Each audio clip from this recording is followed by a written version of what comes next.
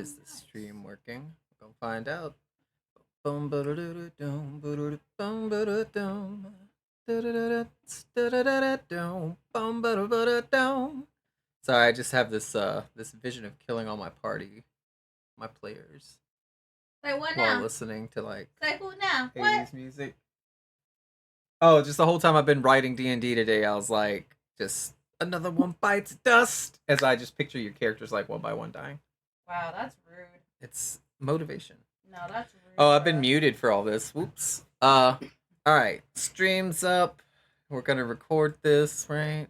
New first D&D for our Sunday group of. No, it's not. We did Christmas, didn't we? What? No, it's the first one of the year. Yeah. First one of the year. Because last week Happy was New Year! Happy New Year. All right. Does anybody my want to goodness, recap you for can see. inspiration? Hold on. Let me set the tone.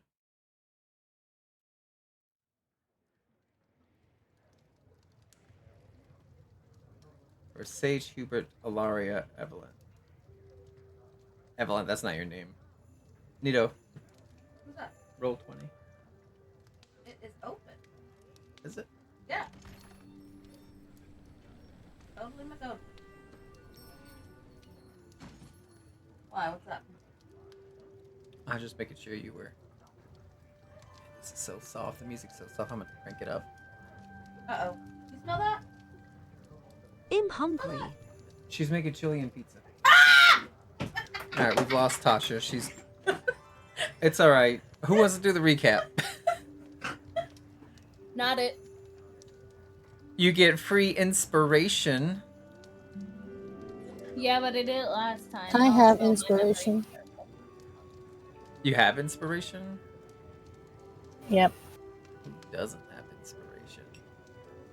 What about Hubert? Let's look. Rogue Cubed. I feel like Cubed has. You do have inspiration. Cubed wasn't there. Why didn't you guys use it? I was dead. Alaria also has inspiration. Does everybody have it? Mm. Azure We does get to not learn have a it. new. Mine on it did nothing. And Okay. Zalai. Flip a coin. I call heads. Well, did Nito go get distracted by food? Tasha's going to eat chili, so she'll be back in 5 minutes. I missed most of the last session because I was with family. I mean, We you got got the tails, gist of it all, though. Monster. You came for, like, several hours. It was like a whole shift. Yeah, it was like a shift at work. It was like 6 hours. It was 7. Or 7. I'm pretty sure. Alright, JK. What happened? Dang To the it. best of your ability. We were in the middle of a battle when we got hit by smoke bombs that turned you into stone. Then we woke up. I believe it was, what was it, like 500 or so years later? We had apparently been sitting in this winter village as quote unquote relics. For I think it was the 46 longest years because he celebrated his birthday every month. No. I had a talk with I remember, he celebrated his birthday every month, but also we were apparently there longer than he had lived because the god I was talking to straight up said 500 years. So, Both those are true Okay. at the same time, actually. what on earth? Continue. I'm not even gonna question it. As I was saying. And then some kind of protocol got called, the snow globe protocol, and we all had to rush into the center of town. Kids almost got kidnapped. Our new party member friends had to help us prevent kids from getting kidnapped and eaten. Then we went to the town hall and I couldn't open Roll20 and everyone was annoyed by it. Correct. Chatted. And stabbed a vampire who we thought might be good. Fought evil Santa. And then the warlock became the new Santa. And that's the best I can describe in the simplest summary. I think he was a paladin. Original what? So I was eating a jelly bean. What? I hear what Seiji said. I was chomping too loud.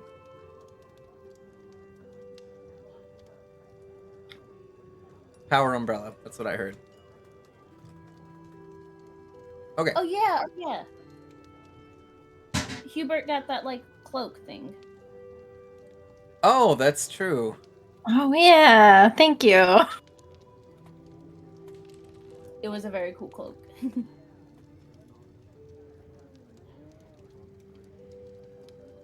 All right. So now it's my turn to kind of give like a little recap.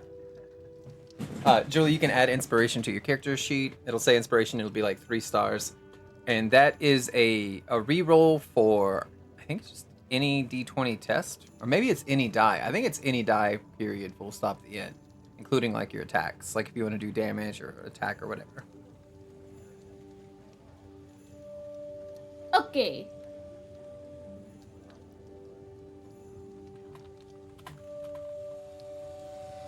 All right, give me 1 second.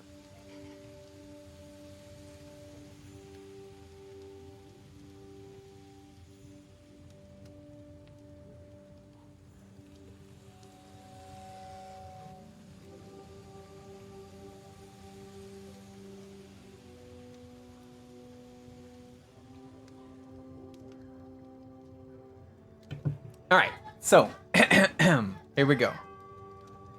Inside a snowflake, like the one on any statue's sleeve, there happened to be a story that you must see to believe.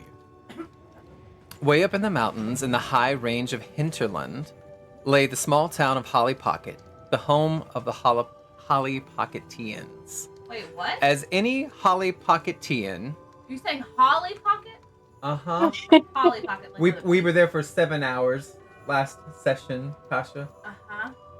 You remember when you came in and I did like the shush gesture to you like 3 times and I was like, Uh-huh. I'm starting my introduction. Uh-huh. Yeah, you interrupted it. I'm on sentence 1 still. Oh. Sorry. Okay. Ask any Holly Pocketian and they'll have this to say. There's no place like Holly Pocket around Christmas Day. Every window was flocked, every lamppost was dressed, and the Holly Pocket Band marched in their Christmassy best. Old man. Patrick. The bodies had been burned, What the blood comes up? all mopped up. The demons had returned to normal, as had the reindeer on the roof. The mayor had his chair for which the children cheered, and a brand new Santa Claus they eagerly revered. Yet through the death and the carnage, the vampires and aggression, our heroes felt in their heart of hearts a miserable depression. Time had eclipsed them. Everyone they knew and loved were dead. And the only being who could fix this was an elephant named Ed. Broad of shoulder and long of trunk, Elephant Ed began to stir little Hubert from his bunk. Wake up, Hubert! We've no more time to explore. The war isn't over, and Uncle William needs us more.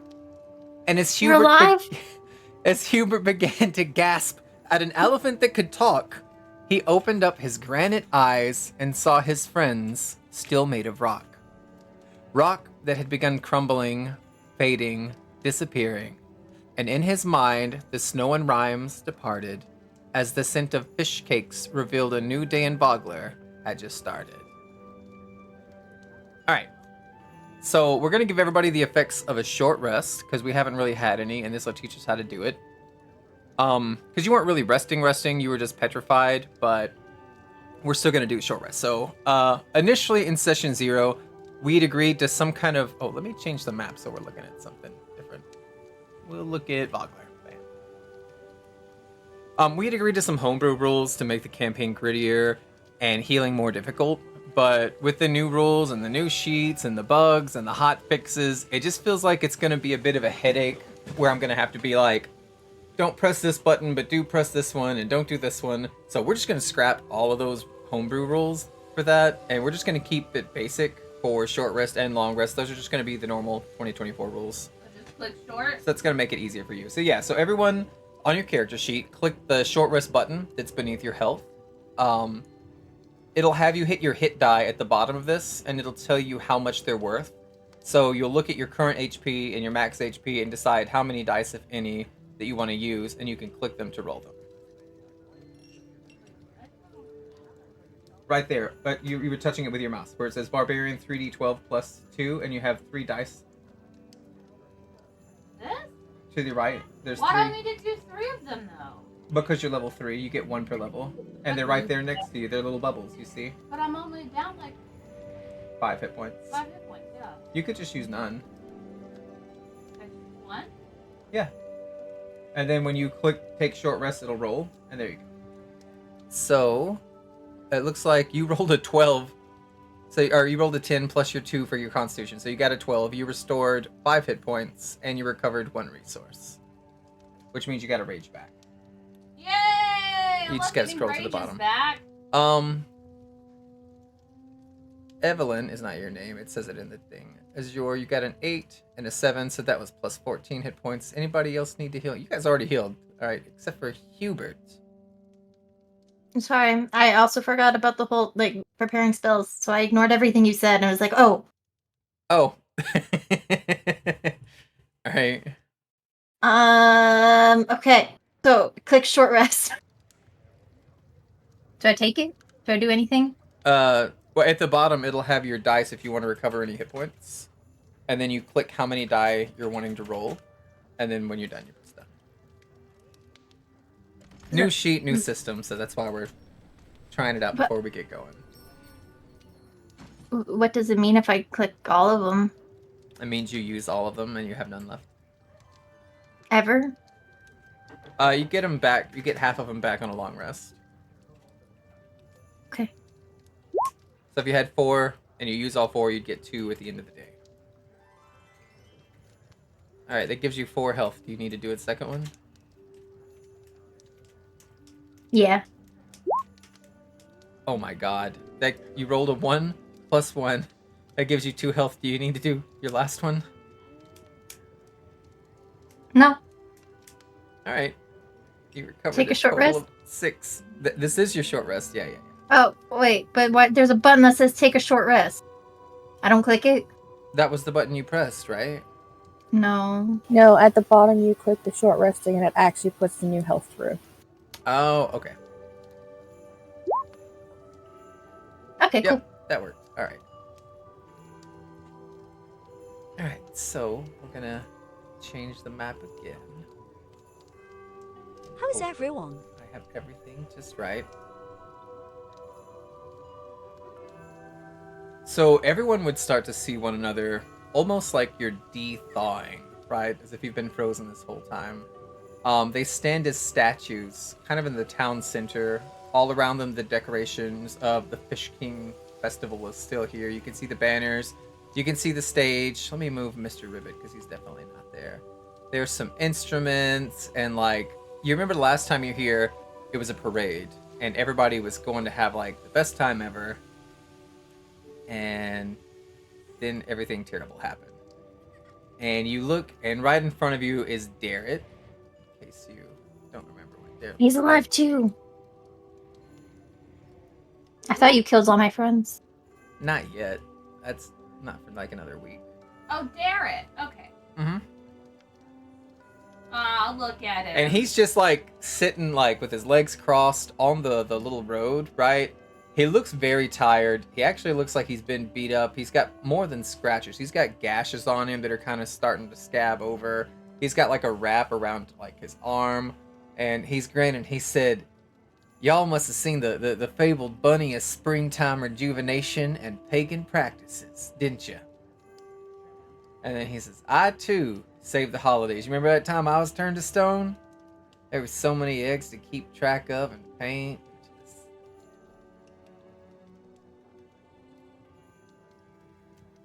I do not recall seeing a bunny. I think we went somewhere different. Glad to know that it's simply a side effect, though. Oh, it ain't a side effect. I saved the rejuvenation holiday. It was me, and I had a bunch of little friends, and they was all in a field, and it had like bright colored like eggs the size of your head. And then there was some kind of dark lord that grabbed the bunny rabbit, and then we had to find a new rabbit king, or else spring would never come again. And then there was a rooster named Shauna Claire. Oh wow, you sound like a real hero. I was a hero. And then I woke up and y'all was looking at me. Kind of like what I'm doing to y'all right now. Oh, that's kind of weird, isn't it? Yeah, you was out for a whole day. Ed brought you here. Where's Ed? Uh, Last time I saw him, he didn't look too good. yeah, he's still pretty beat up. We can go get him if you want. He's back home. He's with Uncle William.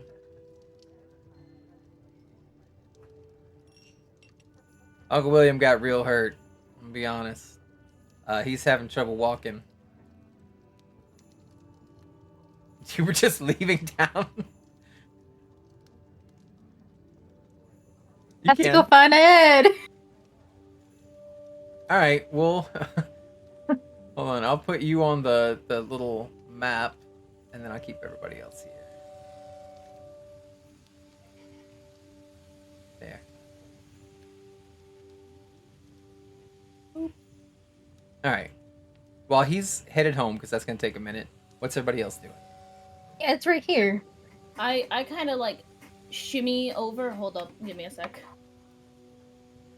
I shimmy over to like Ilaria and Phoenix. I'm like, if things are all right, I would still like to talk to you two soon. You two, Zilai, and she kind of like, turns to look at Zilai.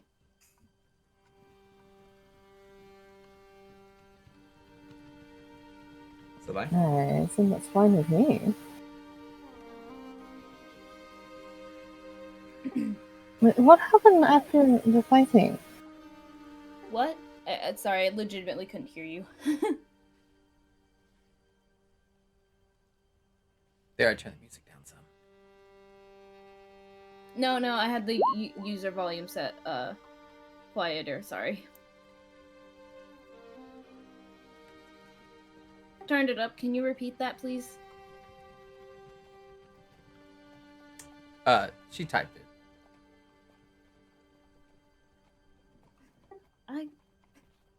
Derek? And she turns to me. What did happen? Is everyone okay? Oh, no, not really. There's a lot of fighting, and we won. I mean, that's the good news there. We won, but I mean, almost all the militia's dead. Like, they took out almost all of us. And Cudgel was there, and she was with Becklin, and Cudgel was so mad, she kept spitting, and she was screaming and cussing, and she grabbed some of those ironclads by, like, their button-up collars and stuff, lifted them off the ground, and then headbutted him one in the nose.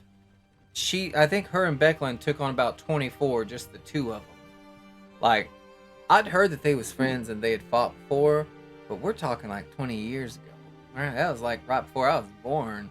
And so you wouldn't think they'd be able to have that get up and go no more, but they did. And it was pretty awesome to see, but it still just, I mean, we won against them, but people, they don't know why. They don't know what happened. And, you know, there was those weird weapons that was leaking some kind of gas, and there was some explosions, and just... And that was yesterday. And then everybody's been kind of... The mayor's house, and he points, like, behind him, like, where this road would go towards. They've kind of moved... The hospital's full up, so they're using that as an infirmary. Oh, we don't know why they did it. We're still kind of like, now I know Miss Cudgel, she went last night. They said that the mercenary camp is north of us, so she went out last night, and she said she's gonna choke every single one of them till she finds out what happened. Because apparently it was only about half of them that turned on us. The other half are still up there at camp. She says she don't want nobody to get hurt, so she's gonna go by herself and check it out. Is it a good idea to let an elderly woman go and check that out? Well, she's the leader. It's her mercenaries. True, but still, especially after a betrayal like that. And there's so many of them, too.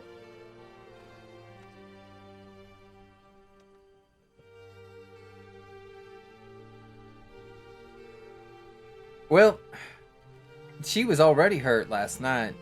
He says, like, turning to Phoenix.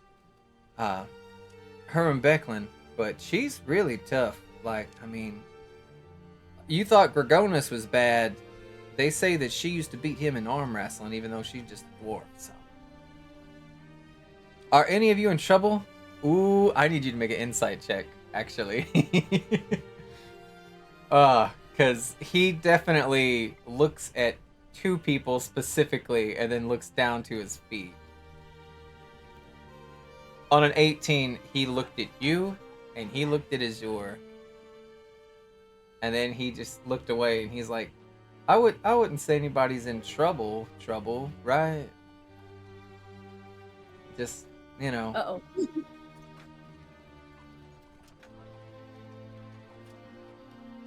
And Phoenix, you know that it's both of you two.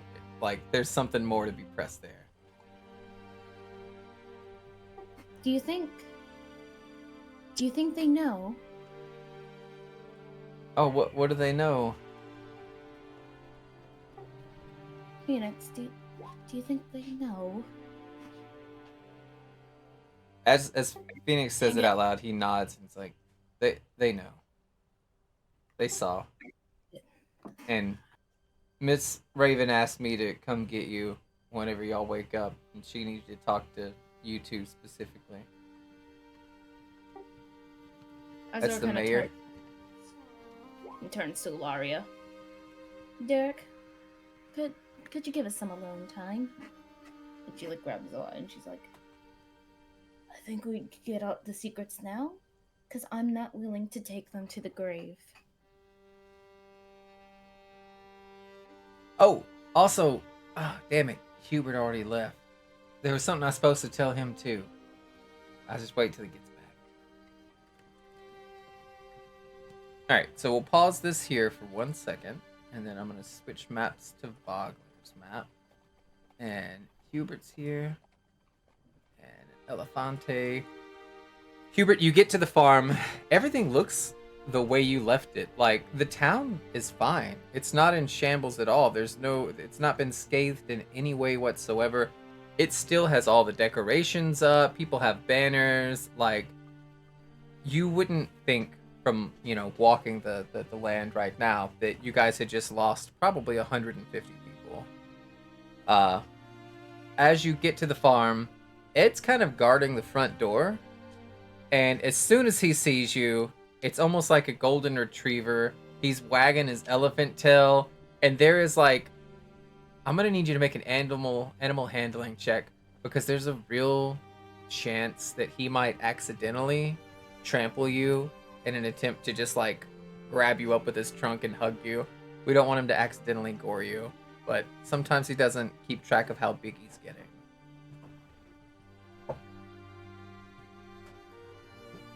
I'm just waiting for my sheet to open. Oh, it might take a minute. Oh, I figured.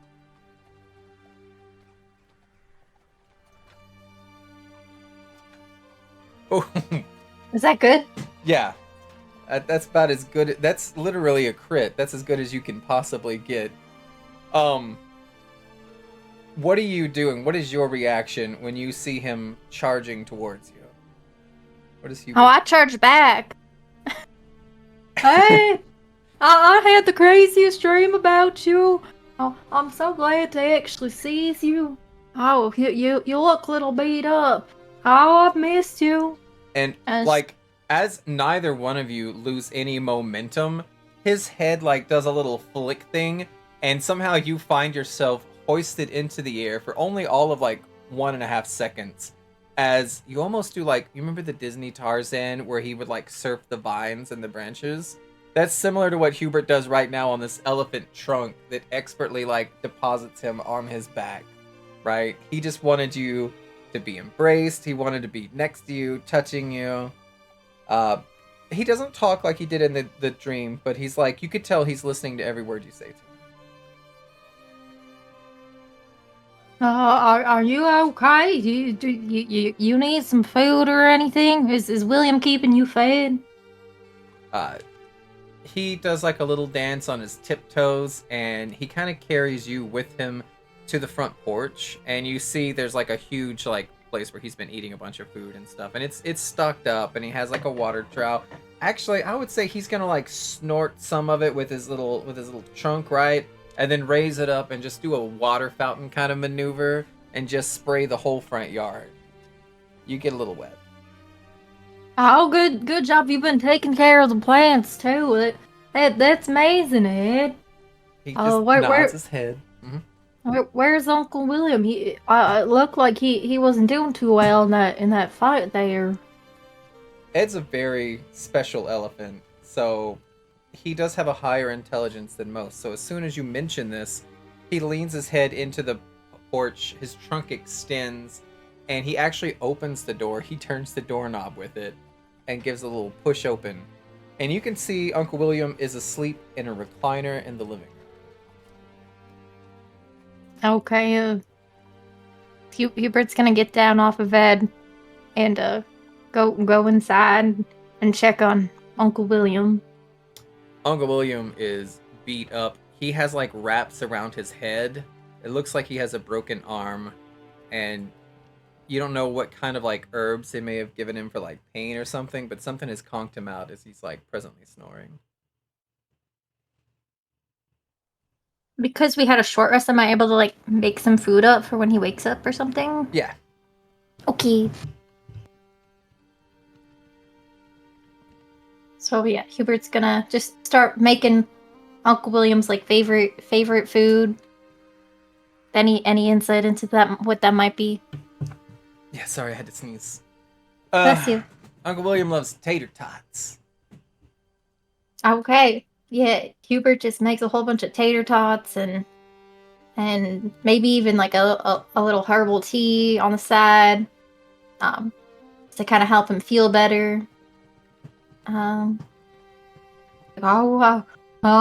should get the others. They're real good at helping people out when they're hurt. They really helped everybody else out. And yeah. Hubert will like try to talk to William and be like, I don't know if you can hear me or if you're really sleeping, but everything's gonna be okay. I'm gonna make sure of it. He's gonna like make he a little. probably wakes up to like the scent of food, right? Okay. And he's still a little drowsy, but you see him rub like his eye with his one free hand because the other one's like bound up in a cast. And he says, "They told me you was gonna be alright. Who told you? I didn't believe 'em on account of I ain't never seen someone what was turned to rocks." Oh, so that did happen. Who told you everything was gonna be all right? Oh, that boy there said it, and then they had the mayor and Dr. Feelgood came and gave me some kind of medicine, and he said you'd be alright too. Okay, well, here's your tater tots. I'm gonna go get the others because I know they're real good at making people feel better, and I don't know if I'm that great at it. I mean, I can try. Maybe And can I do like a as- medicine check? Yeah, do a medicine check and also do a perception check. Oh, okay. Do. Oh.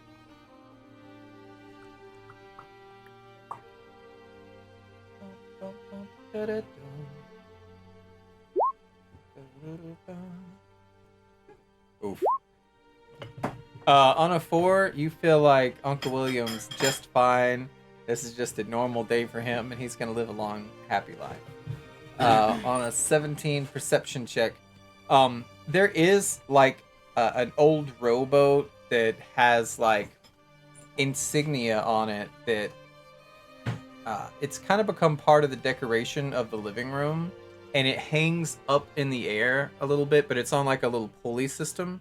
This is the boat that brought you home from your sailing adventures a long time ago.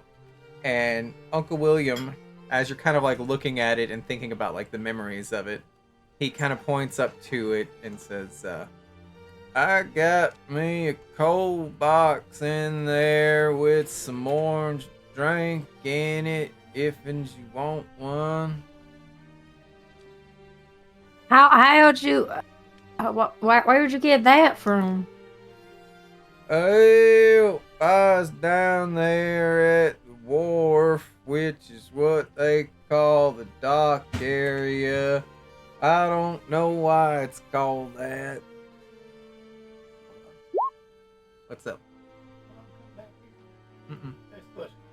Oh. Living room, I thought. Or maybe Vala's room. Alright. That's my dad. I don't know if you could pick it up or hear him. I didn't hear him. Okay. Hubert pulls down the boat. He's got like, I mean, it's just like a little box. It's like a cold box. It does keep everything cold, but there's no electricity here, right? It's kind of a medieval fantasy magic setting. The box stays cold, even though there's no reason for it to. And so when you open it, it's got a little bit of ice inside, and there are some bottled drinks, and they are orange, and somebody has misspelled the word orange on the label. It's spelled like Range. Orange. Can I smell it? You'd have to open the lid. if you want Okay. to. I'm gonna open it and smell it. Smells like oranges. A little citrusy and fizzy.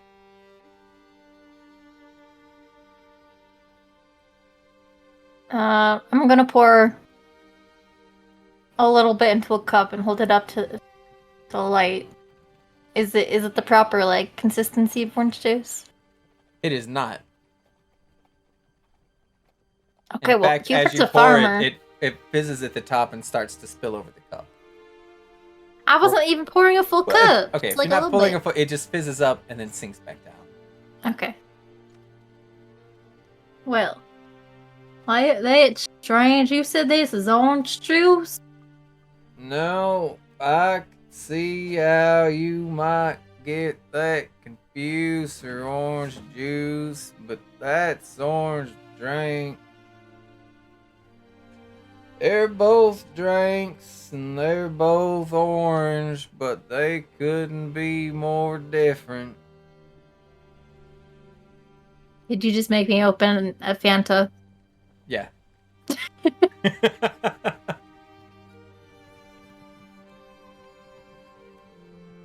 You can See, have that's me. some if you want one. Oh. Well, I'll give this one a taste test. All right. It's icy, refreshing. It tastes like an orange soda, and it gives you +2 temporary hit points. Oh, neat, cool. I don't drink pop, so that took me longer than it should have. But I take some Oreos. Yeah. Yeah. Okay. Well, I maybe me and Ed might head back down to the group, and I don't know if you want to come with. You maybe, yeah, you should come with. You look like you're in great shape. So we should go back down I and see kinda everyone. sprained my ankle when I fell in that box they put on it, the elephant. It makes it a little more difficult to get around. I figure I'll just sit here and watch the tube. And you look, and his recliner's like pointed towards some pipes that have been installed in the wall, and they're just a variety of shapes. Why don't you come and ride Ed the elephant and watch look for all the tubes in town? Alright then. I'm gonna need you to make an athletics check if you're gonna carry him and put him on an elephant. Okay.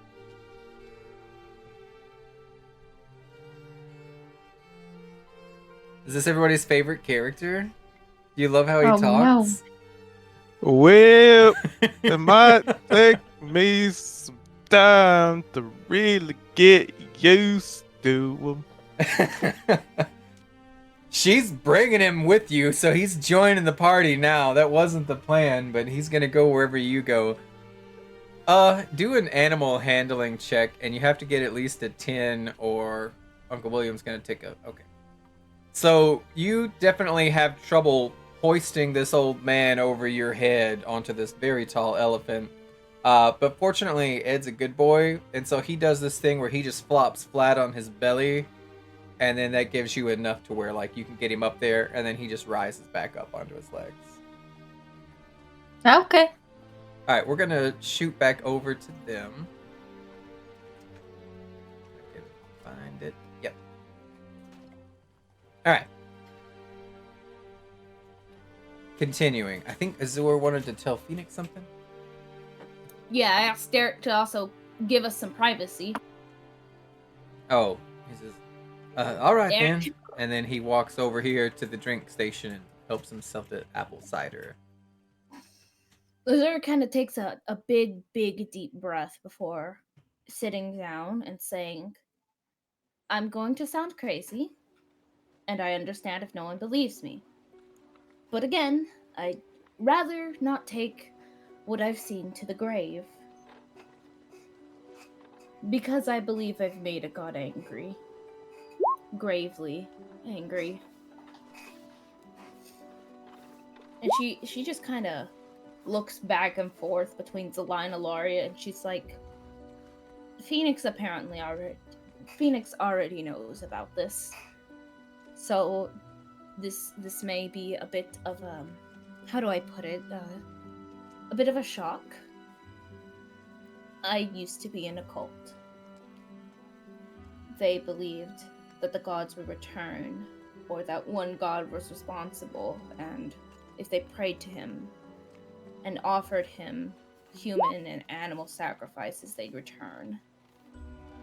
I was born into it, and they made me head priest one day. But after not hearing anything from this god, and after they had me kill 2 very young children, I couldn't handle it anymore, but I knew if I flat out refused them, they'd do immeasurable things to make sure I stayed. They had already done so when I questioned their faith. So instead, I had a temporary lover, and we agreed the only way to make them, well, kick us out without hunting us down was to disrespect the god. In short, I lost my what do you call it in old-timey? Hold up, out of character. What do you call it in old-timey Europe? Like, I know they had different Chastity? ways of saying it. Yeah. I lost my chastity inside the church on the altar, and someone walked in, but that was the plan. They kicked me out, and Ispen helped me until I found Zalai and got my footing. But on the way here, I had a strange assortment of dreams, and the god they were worshipping was real, along with every single god that once was here. He was so angry, I could feel it almost bursting out of the statue of him. None of them talked except one, and now I am essentially a cleric, though I thought they had stopped existing long ago.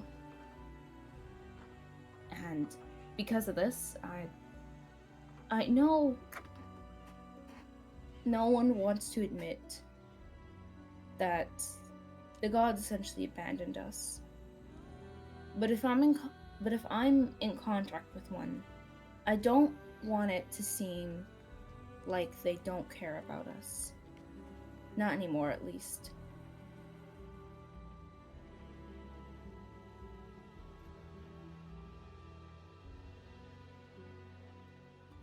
Well, it sounds as though at least one of them does? Yes, very much so. He's the reason I told everyone to get the sprinklers going. I chatted to him. And he's the reason I can use magic now. I wasn't able to before I got into contact with him. Interesting. It is also interesting that you are the one who got kicked out of the homeland. I heard rumors. Oh, no, that wasn't me.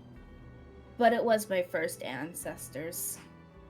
They kind of got kicked out after insisting a church be put up, and then they stayed around our Yeah, area. you're pretty sure that she's talking about you. You're both from the Oh. same place. I thought we weren't. No, you are. But you should know each other also- well. Oh. Also, the cult wasn't involved with the main society. They closed themselves off, as cults do. Well, I'm basing it off of the friendship stuff that we did because I have my notes open for that. Oh, I'd never have my notes open anymore. I've given up on them. Wow. Oh, I didn't know you knew. I thought the cult kept a pretty good low profile. I suppose not. Makes sense considering who they killed that day. Well, that only presents a couple of complications.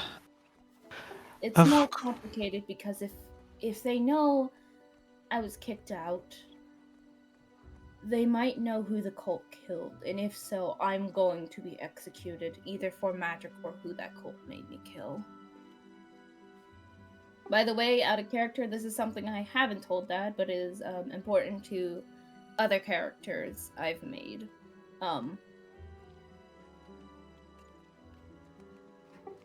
Hey, just message him. Oh, okay. BRB. What? You could just say it. You're in character. Okay. The cult may or may not have killed those two young children, may or may not have been, and she's like stuttering over her words and she's like sweating profusely as she says this. I didn't know, but I found out once I left. Those children may or may not have been, and she like kind of sits tilting her head and she's scrunching herself up, royalty? And she kind of does that thing where you're like grimacing at yourself.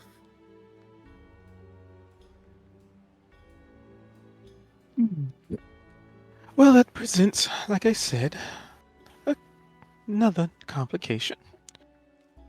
And then Alara's gonna also look over at Phoenix. I had plans and perhaps an idea of where to go from here. But if there are people after you...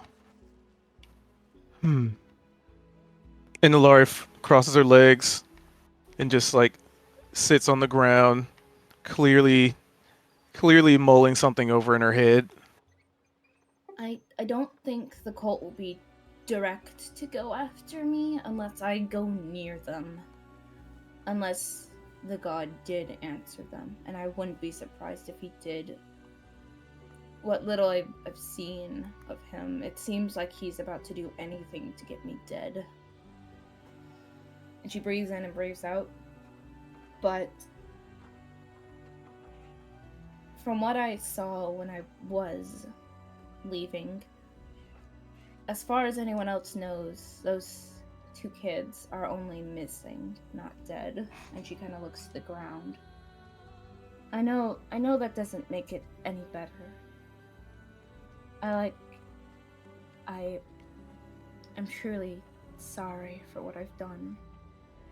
But I feel no matter if I repent or not, I'll end up in a terrible place. And she starts mumbling the rest of her sentence.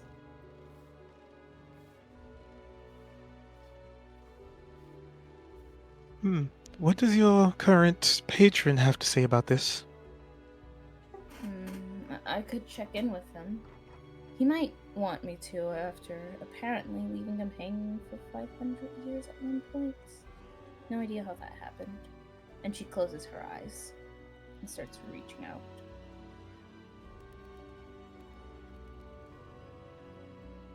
Yeah, make a religion check. That's the fun way of doing this. Me or both? Huh? Just me? Double checking, because Yeah. I thought you meant You're Alaria praying. as well. Alright.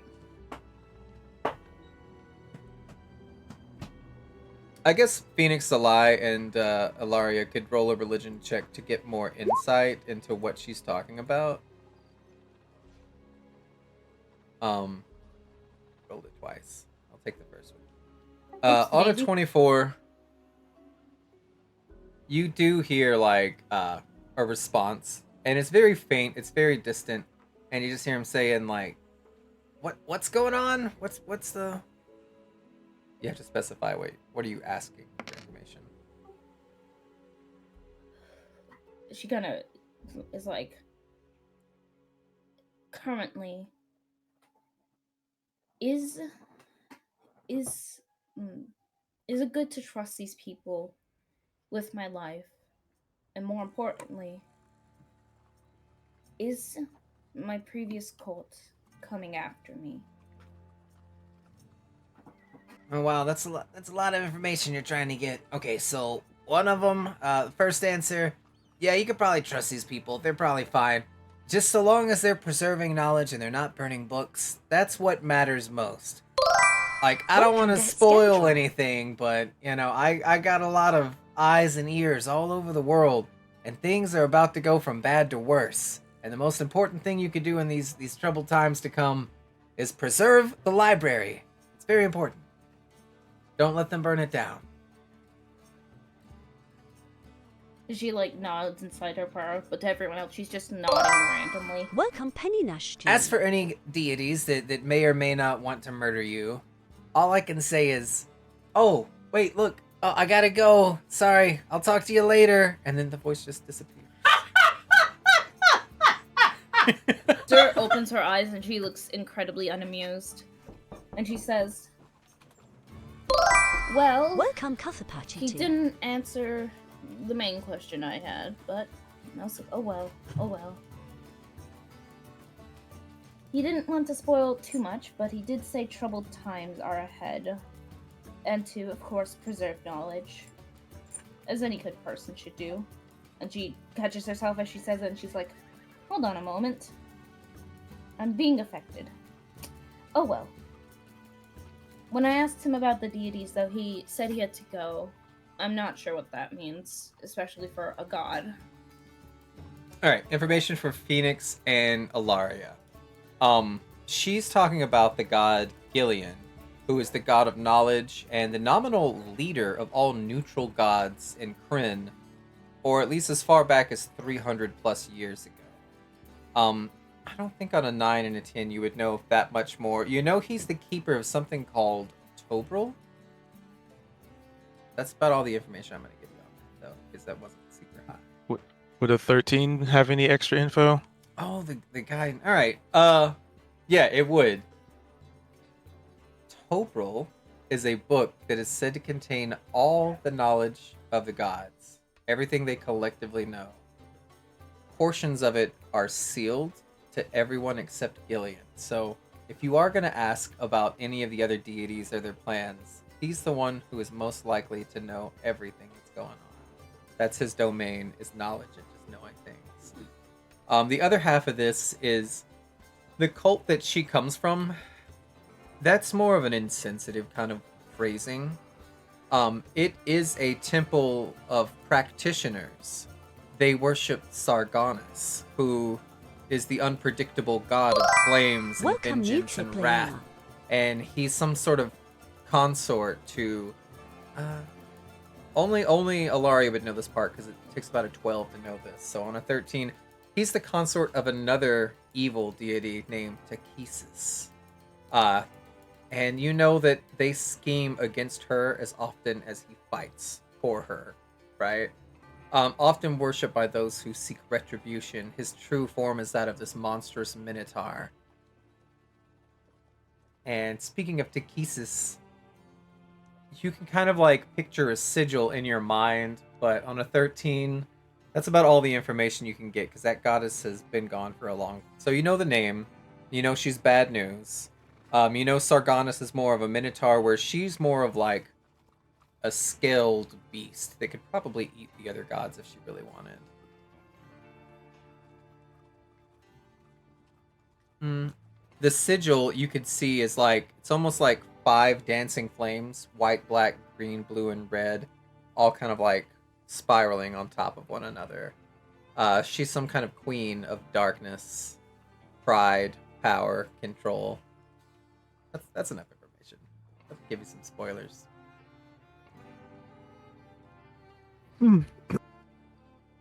Well, I get the feeling you've, whatever the circumstance may be, where you are currently is probably a much better place. Despite the antagonistic nature of your previous decision. Knowledge is power. Vengeance only lasts until the end of a road. Azura kind of smiles, but then she's like, wait, what decision was antagonistic? And she like raises an eyebrow. Sorry, say it again. I had to turn my volume up. Oh yeah, all good. Azura kind of smiles at first, and then she goes, wait, what decision was antagonistic? No, well, I believe, something goddess? Oh, the god. And Azura kind of Yes. yes. Very antagonistic. And, well, if you'd have stayed with them, then it seems that you would probably be in a much worse place. That's what I would surmise anyway. And Yeah. then Laurie kind of claps her hands together while sitting down. Well, I suppose I can present the idea that I had moving forward, which was considering our homeland and our rules on the use of the arcane. We possibly, well, it's a long trip, but assuming things go very sour for us here, I was thinking we could have had a refuge in the homeland. I know a few people. But if you were the individual that was kicked out, that would create a complication. And then Alaria look over to Phoenix. I suppose unless you're working towards getting your official badges and licensing. Azura's like, I have no idea how to even do that, honestly. This is still a very foreign place to me.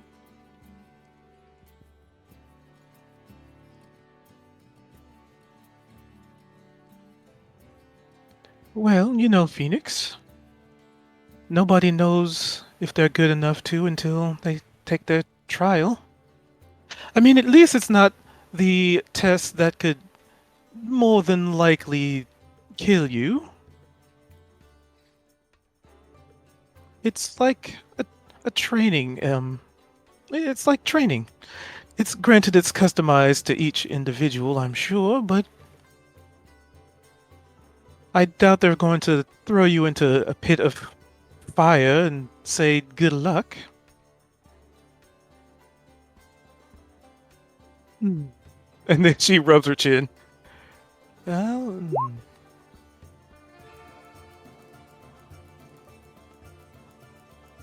Azura's very worried now. well, I mean, mine wasn't like that. It required some thought and planning and observation and things. But I suppose the other I wonder. So Alara's gonna think about the test and everything, and like how little the people here might actually know about it. If I were to say I deputize them to be able to use magic, would that be something they would believe? Or is it like strictly written in law, like, hard set rules kind of Make thing? let's we're gonna say this is a deductive reasoning, so you could use either intelligence, history, arcana, or even insight. I think would give you different levels of information. Um, Because you could look through like town policies and history to see if this has happened and how much they would know. Our arcana would be your magical studies, which would include limitations and like allowances for magic. Insight would be how well you know the people, right? Investigation would just be if this is something you had looked into in the past, maybe. so it's probably gonna be somewhere between arcana and insight. I guess we'll go with arcana because I'm trying to understand. Oh wait, because it sounds like the townsfolk probably already would have told somebody. So I feel like the cat's already out of the bag on the insight. So yeah, I think arcana. Okay. True. And my owl's gonna be like sitting there staring at me on my shoulder. Well, Darrett still just sits at like this booth, taking shots. And he's, don't mind me, I'm still not listening. Ooh. You know what? I'm gonna inspiration that. Let's use it. That was a 1. So let me get rid of that. Critical fail. Mm-hmm. Oh wait, my owl's helping me. Hold on. I would have had advantage because it can aid me. Mhm. Might not need to use my inspiration. Wow. Lucky you. Nice. I'm even guiding because this is really important to her. So she's probably even 23. gonna utter some words, just some arcane words as she's tapping her chin and thinking out loud, and then quietly. If you would have stolen this badge and pinned it to yourself, no one in this rinky-dink town would be the wiser. They don't have any mages here. Like, they vaguely are aware of the rules, but they're, like, small potatoes. They don't even set the laws, really, right? They're part of the hinterlands, and then the capital is Kalaman, and they would definitely have people who work magic and have shops and would have more information. But this one, if you told them that you're allowed to grant access to somebody, they would just probably believe you because they don't have any information on how this works. Now, you do know that would be lying. And just because they believe you, right, doesn't necessarily mean there's going to be no trouble down the road.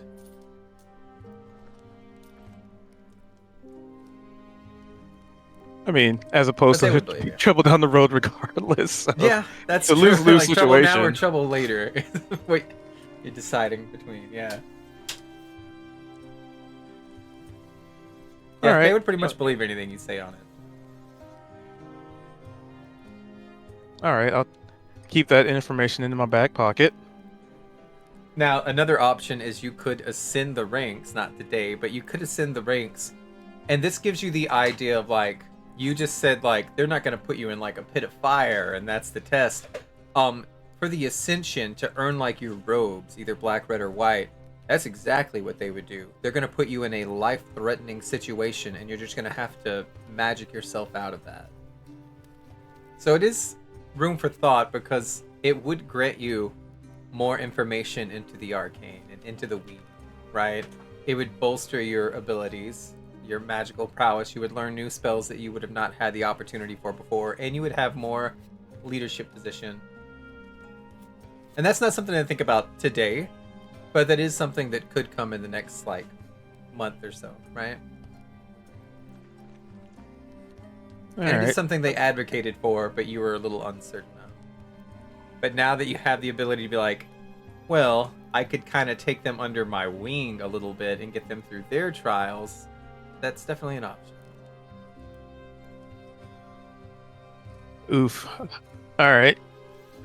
So, in Alaria's mind, she was thinking, "I'm just small potatoes. There's no way I'd be able to survive the big boy test." And the other thing that is probably going through her mind is a lot of her arcane power is kind of unpredictable. So she's not even sure if she would fit into any of the different robes, because wasn't it like each robe kind of represented a different like It's each set one's of rules? They do have a different set of rules. They also are represented by different moons. One of the moons you can't even see, it's invisible, and until you become a black cloak, you won't be able to see it, which is wild. And they say each moon has a different deity trapped inside of it. And that's where the powers come from. How much of this is true, how much is superstition? I mean, you're not quite sure. Well, we'll say on a 23 Arcana, most of it's factual. There's probably some superstition in there, but most of it's factual. Even if it's harder to believe, it's like, yeah, that's exactly how it works. So would I be able to do like a I don't know, I don't want to take up too much time, but a religion check to try and put what deity might be associated with which phase this would be? Because she's also Yeah, trying to do it with understand her advantage. own. Okay, and that was religion. Won't let me query it. 1 sec. Oh, I had to change the query. That's another thing that was breaking us. Gotcha. When I set it to query, it won't let you roll for initiative. It disables the button. And so I had to put everybody as like just regular, and then for advantage you just have to roll twice. And then it's advantage. Alright, so that's a 19 plus 2, 21. Let me find them. Yep, there's 1, 2, and 3. Alright. So Solinari. This is going to be a lot of information because you should have studied this. It would make sense. Solinari is the god of good magic. They're the patron of the mages of the High Sorcery's Order of the White Robes and other benevolent mages. His power manifests through the white moon of Kryn, the brightest of its 3 moons, along with his cousins Lunitari and Nuitari. He watches Kryn from the heavens, and he encourages magic that aids, heals, and protects people. Which does seem like it would be a good fit for, the person that's next to you. Going the opposite, we're going to go with evil Nuitari. The god of evil magic and darkness is a patron of the mages of High Sorcery's Order of the Black Robes and other wicked mages. He encourages selfishness and destructive magic. His power flows through the black moon that shares his name, which is only visible to those with the black robes, and it's due to the stars it blocks in the sky. Sometimes you can see a circular absence of light, and you can just assume that to be the moon. The middle one, Lunitari, is the goddess of neutral magic and illusions, and is the patron of the Red Robes and other neutral mages. Her cousins, Solinari and Nuitari, just like her, she watches over the people of Kryn from the heavens, conveying her power through the red moon that shares her name. She appears as a trickster figure in most mythology, using her mastery of illusions to fool the gods themselves and heroes alike. The 3 of them have definitely gifted magic to this world. And as much as we might say, well, that's superstition, you've seen it. You've seen it be applicable. That's why even the trials that you had to go, the moons had to be in perfect alignment for that trial to be enabled, for the tower to even have the magic accessible to teleport you around. So Alara's probably gonna look to Azure and Phoenix with a little bit of concern, because with this information, none of those seem like they fit her. So she's just like, I don't know where I fit in all this now. Just because the spontaneity of the wild magic and, how that all plays. All right. And you know what? She'll even look to Zalai and kind of so when Zalai did the rage thing, was that like visibly noticeable? Like was that, or was that Oh, just yeah. sort of like she does it and then we just feel different? No, it felt very magical. It was a visual depiction of this world tree branching off, and like it was ethereal. Like it was like you could run your hand through it if you wanted, but there was definitely a source of power, and it was something you could see.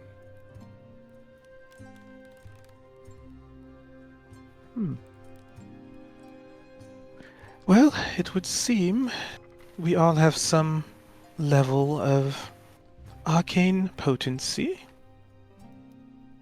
And she doesn't really say arcane very loud because Darrett's over there. Darrett was saying that he's listening, so they'll just hear some potency.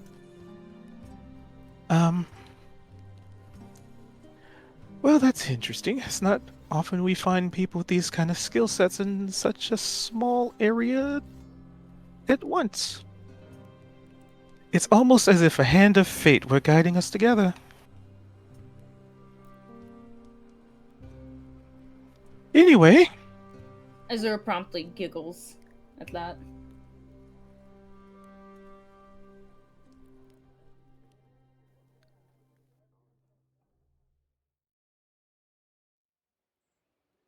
well, Miss Zalai, I know we don't really interact that much, but the townsfolk, the the deeds that you did, and stepping up to help the townsfolk is greatly appreciated. As a mm, potential OOC question mark member of the local building tradesmen here, they are grateful. And she nods her head. Zalai, her face has gone through so many different expressions while you've been talking. And finally she just says, I was merely doing my duty. Well, to be fair, the mercenaries were also doing their duty until they turned on everybody and you didn't, so there is nothing to be downplayed. The fact that you stood with the townsfolk.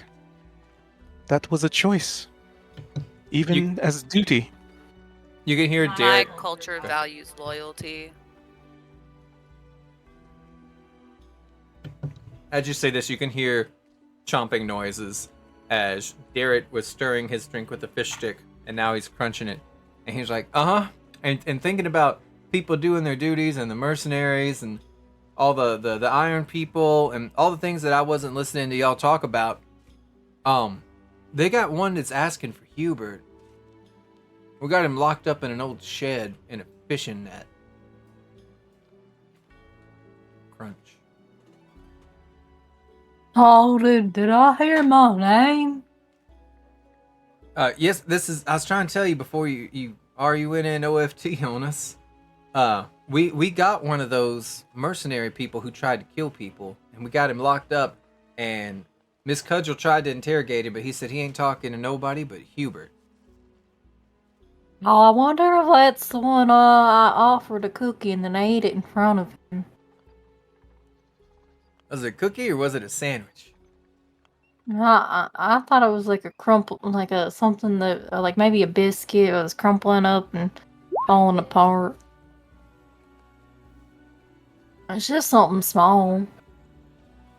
Well, if you want, he points way down here.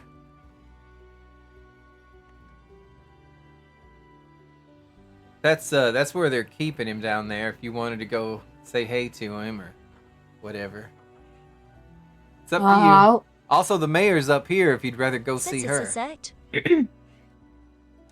Wait, who's the mayor? Mayor Raven. She's on the stage, and you went fishing with her, and you've known her since you was a little kid. So I got the richest person in the mixed up. My bad. Oh yeah. Okay, well, when we was fighting, it looked like Uncle William took a tumble or something. He looks pretty okay now, but he says his ankles hurt. I thought I'd bring him down to you guys, because you guys are real good at helping peoples. Uncle William's on the back of Ed right now, and he's like, "Don't mind me up here. I'm just getting some fresh air." And Darrett says, "Well, May Raven's got an infirmary, and it points like north. We could take him there. So it's kind of up to you. Would you rather go see the mercenary, or would you rather go see the mayor?" Well, I got 2 feet on my own. I can walk one way and Ed can walk another ways. Well, If I was inviting kind of everybody too. The mayor And I- does sound like a better option for us, at least. But I did promise that man a biscuit and ate it in front of him. And I just made some food at Uncle William's. I made some tater tots. So I always stash a couple of extra ones in my pocket. All right, well, I'll tell you what. I'll take Ed to the mayor's house if anybody wants to come with me. And then Hubert can go check out his buddy who was killing all his friends. Okay. I'm sure nothing will go wrong. Who wants to go where? This is kind of a DM question as well. We're looking potentially at an interrogation process. If anybody thinks they could get information extracted from someone versus I'm just the mayor would mayor. gladly give you free information. Okay, say again, interrogation versus what? Going to see the mayor to see what's up with the town.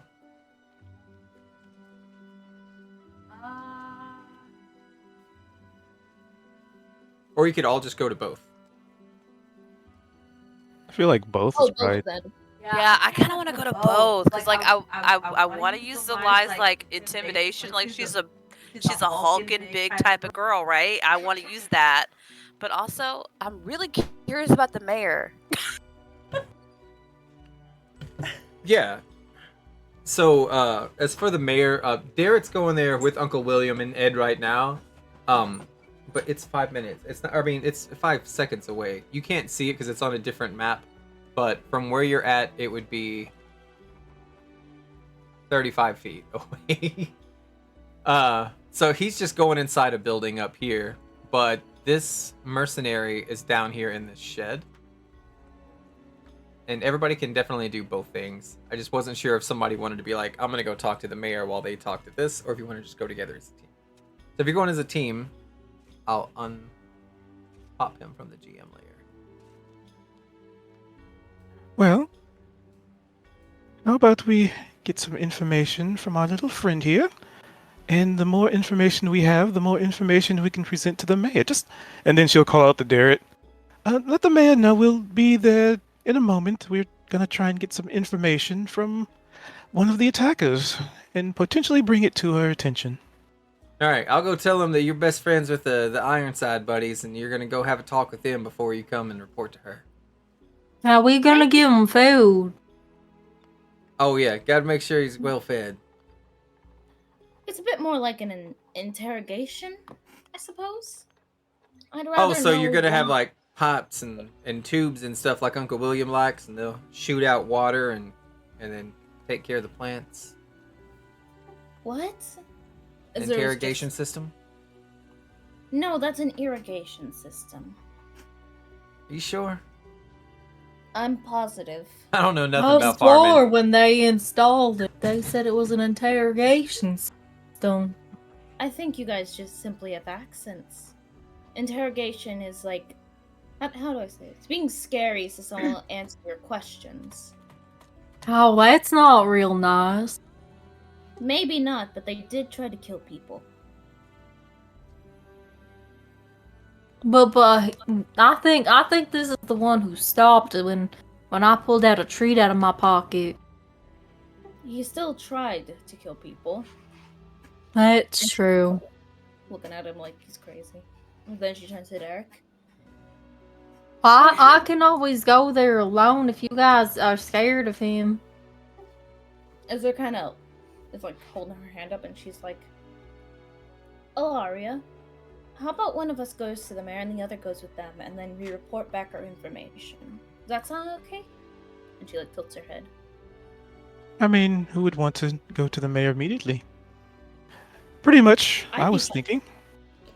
We just let Derek know that an interrogation is not a fun hungry. process, and there might be intimidation. There might potentially be, I don't know, bruises maybe. I don't know how to do an interrogation. But True, but I also don't want the town thinking we were in with these people when me and Phoenix's image probably looks bad enough. Well, half the town's in the mayor's house anyway. It's an infirmary, so there's like 20 people in there coughing up blood. I'll just tell them that y'all hate their guts. fine, I'll go to the mayor. Why would No, you not the say people. that? No, The iron people, the mercenaries. That way Oh, there's I no was confusion. gonna say guts are good. Sorry, I'll go with them. Could you two... She turns to Phoenix and Ilaria. Could you two at least stay with Hubert just to make sure we actually get information out of these two? And she like looks at Ed and looks at Hubert. And she's like, I'll watch Hubert. I'll watch Ed for you, Hubert, okay?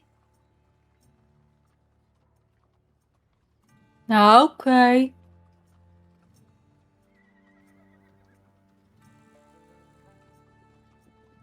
I will go with Hubert. Alright then, me and Derek and Ed here and Uncle William will go on over to the mayor's house and tell them what's happening, get some information, and you two get some information out of the man. She says it in a way that definitely says that she almost said hostage, but she didn't want to make anyone mad. Alright, it's down here at the bottom part of it.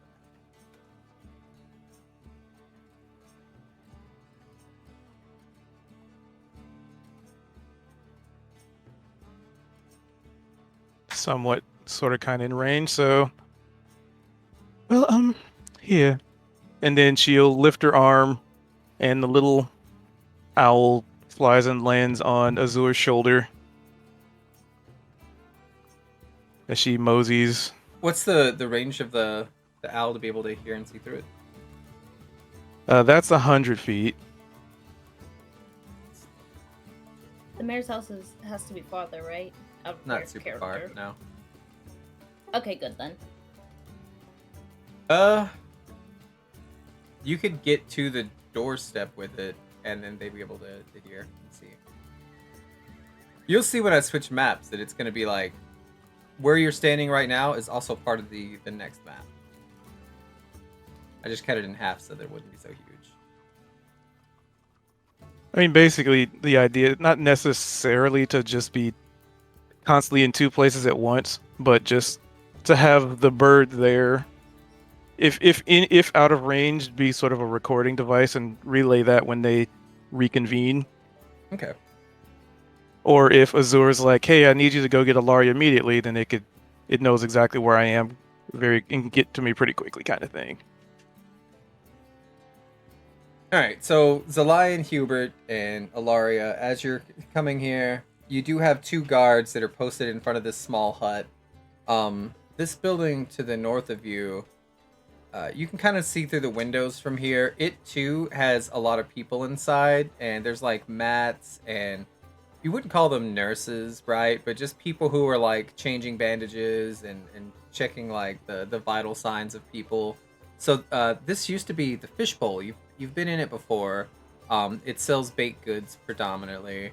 But this is just like a storage like shed. It's just extra, like it's got a bunch of junk in there. The door's shut right now, and there are two guards at the post. And they look at you as you approach, squinting, and then one elbows and just says, "Yeah, that's Hubert." And it's like, "Oh, are you here for the?" And he makes a little pet noise and he jerks towards the door. Oh, I'm pretty sure someone wanted to speak with me. Yeah, he's been talking about cookies for a whole day now, ever since we brought him in here. The others we managed to get in a jail cell, but he said he's willing to cooperate, but only if he gets his cookie. Oh yeah, yeah. Unfortunately, I did eat a cookie, but I have some tater tots in my pocket. Did you want some of those? They open the door and you can see it's the same guy, right? This guy right here. Um, he is restrained with a fishing net, so it's not even handcuffs or anything. They literally just threw a fishing net on top of him. Let me open the page. Give me a second. Do I know these people holding him? Which ones? The guards? Yeah. I mean, they're locals. So, ish. You probably don't know them by name. Like, they're not, like, your best buddies, but you know of them. Just like you'd see the same police officers around sometimes, right? Oh, okay. They look incredibly easy to push over. They have been weakened. Obviously, they were at the battle and fought. This guy on the inside, as they open the door, and again, you can kind of see the makeshift, like, refrain, whatever. I'm blanking on the word. Restraints. He's going to look at you, Hubert. He's going to say, I ain't saying nothing unless I get my cookie. Tater tots are not cookies. Oh boy, oh boy, oh boy. Okay, I'll have to go and check for another cookie. Do you think your information is worthy of a cookie? It probably isn't, but you convinced me to throw down my weapon for a cookie. And then I watched you eat that cookie in front of me. Where I It come was from, that desperate is times. dishonorable. You know what? That you makes promise a this whole man a lot of cookie? sense. I did. I asked him to stop fighting with us and not kill me if I gave him a cookie. And he went over and waited patiently for it, but things got a little rough out there. I really needed a pick-me-up. What about you, Big Blue? You got any cookies on you? Do I have any cookies on me? Because I did Do buy you? stuff, right? Check your inventory.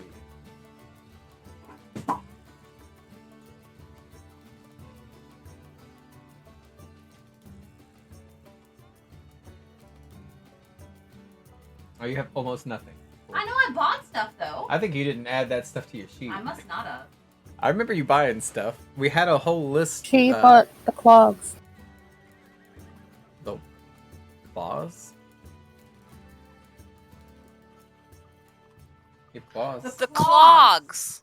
Oh, the wooden clogs. Yeah, okay. Hey, And they weren't my size. You're annoying me. I need you to remove yourself. Go. Sorry, Well, talking to the cat. information that I have is really juicy. And I'd love to be best friends. Because to be fair, I was coerced into doing this. I don't know if you saw. I didn't lay a single hand on any Vogler person, citizen, or military person. I just happened to be riding a horse. I mean, I don't have juice, but I have this fizzy orange drink. All right, give me the fizzy You orange want drink and I'll talk. Okay. There you go.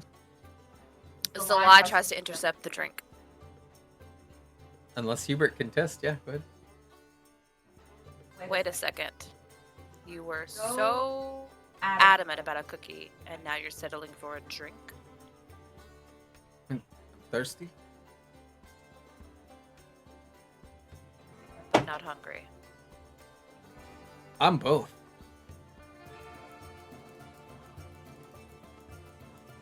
Okay, Zalai gives him the drink.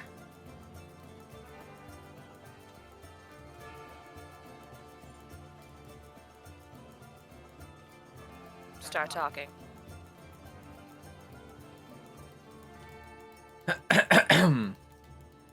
I need you to make either persuasion or intimidation check.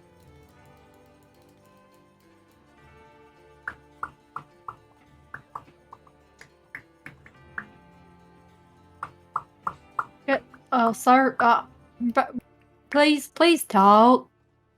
We seem like we got a good connection going back there. Nice. Okay. I was gonna do like a little mini game of it, but at 18 plus is 17. He lifts his hands in the air. Still, again, his entire body's like covered in fishing nets, so it's very hard for him to move. It's got like little metal weights on it to keep him kind of like down to the ground a little bit, where he's like in a kneeling position. This is all right, fine. But as soon as I'm done, I get something to eat and something to drink. I just gave you the drink. Just got a drink. I thought Zelai took the drink. No, I gave it to him. Oh, well, I want a second drink. If you give us information that I deem worthy of a second drink, you shall receive one. He nods, and you watch him turn the bottle upside down, and he just, in one swallow, empties the whole thing. And then he gives a little burp. He pats his stomach. He says, all right, deal. Right off the bat, let's go. There's a man named Dragonlance, and he plans on recruiting the Irons, and he's going to attack Vogler. Dragonlance, yep. You'll know him when you see him. He's about 12 feet tall, and he's an ogre. He's a giant axe. Write that down in your little notebook. Alaria, you could probably hear this too, so all three of you can do a history check if you want. We talk about a giant ogre. We just talked about the one we killed. That's what I'm gathering. Let's see what the dice say. Phoenix or the 21. You know that they're talking about the ogre you just killed yesterday.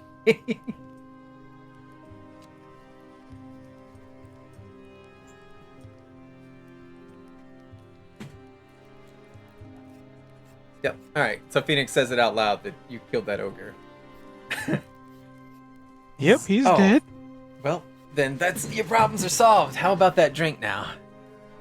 That's all the information that you had? I mean, if I had cookies, I'd probably know a little more. You know what I mean? So far, you haven't even earned the drink that you already consumed. Okay. Well, how about this? Cudgel is in danger because Dragonlance is planning to killing her. And then he's going to take control of the Ironclad Regiment. All because last week he went into the woods west of the mercenary camp, and he came out with about 1,000 gold pieces and started bribing everybody to do his little plan with him. I'll tell you this, he didn't have any money when he went into the woods, but he sure as hell had it when he came out.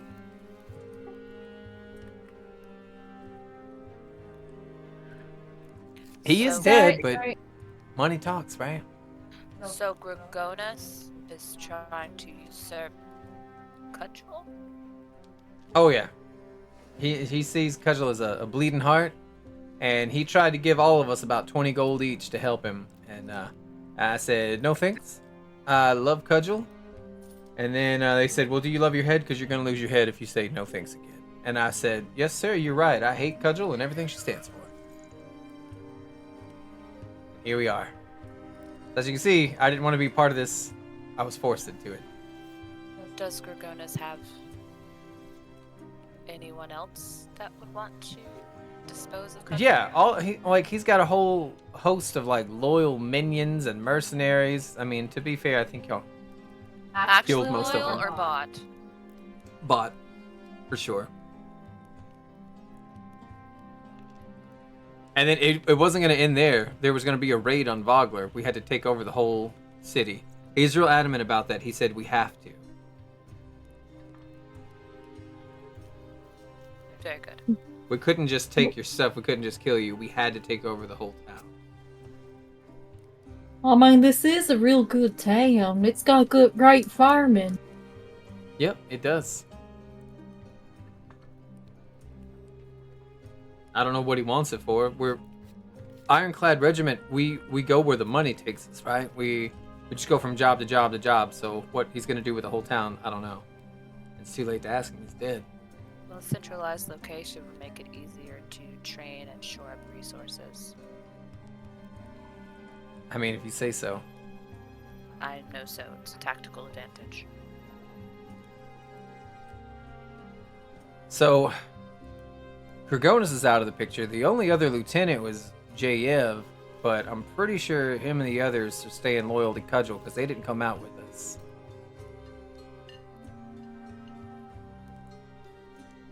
That's about all I know. I don't know who he talked to. I don't know where he got this idea. I don't know how he got the money because, I mean, these weren't ideas until about a week ago.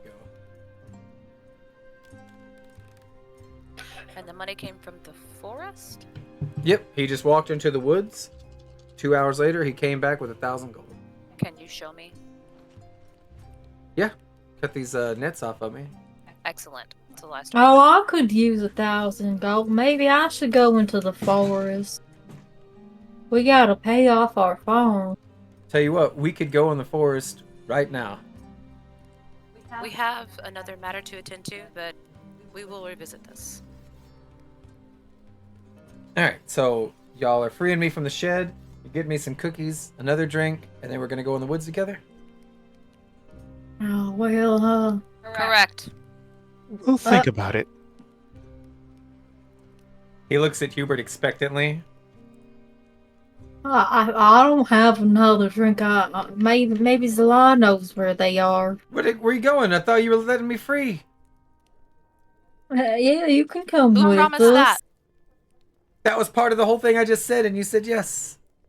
I remember promising a cookie. I remember promising a second drink. I do not remember promising freedom. I said cookie, drink, cut my nets, and let me go free to the woods with you. And you said, you got it, dude. Yes, I said after we attend to the other matter. So you're not gonna let me go right now. No. And I don't get a cookie right now. Want a tater tot? Zalai turns to Yes. one of the guards and says, "Could you please get this man a cookie?" He like sighs and he nods, and you can see he's fucking hobbled from where these mercenaries had like taken out part of his leg. And so he just very slowly starts grumbling. But there Ooh. is a bakery across the street. I got an idea. So Laurie will call out, I hear there's some delicious cookies at, and I can't remember the shop's name that Azur was talking about, but he was saying like those cookies made her sick, the food there made her sick or something. Perhaps we can get something from the bakery of Ronald's. Oh, Ronald's. yeah. Yeah. I forgot about Ronald. Yeah, how about getting him one of the Ronald specials? Can I just... Alright, hold on. Let me show you the map, because he's going to do this. This is a good guy guard. Let me bring everybody to the map of Vogler. A good guy, hobbled, one-legged. This is the fishbowl. This is where everybody's at right now. And this is the little shed. Way over here is called the Big D. And that's Ronald's store. And you're going to send this one-legged man to the other side of town to get some disgusting cookies that are going to make his prisoner throw up.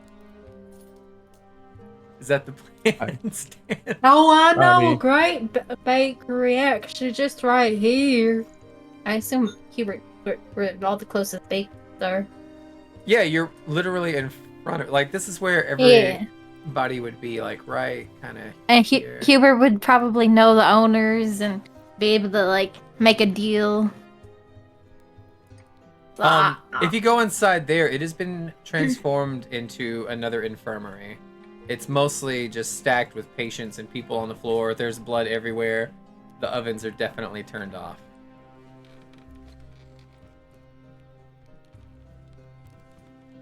By the way, you see how close the mayor's home is? This is the mayor's house right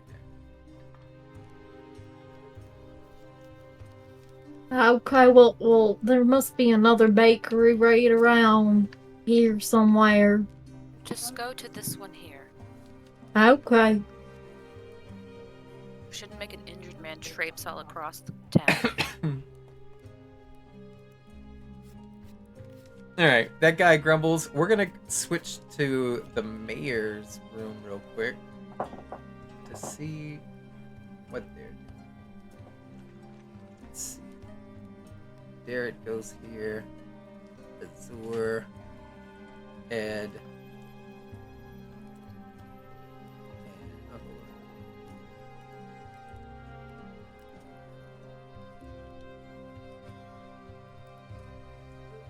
Will. And a three-eyed raven.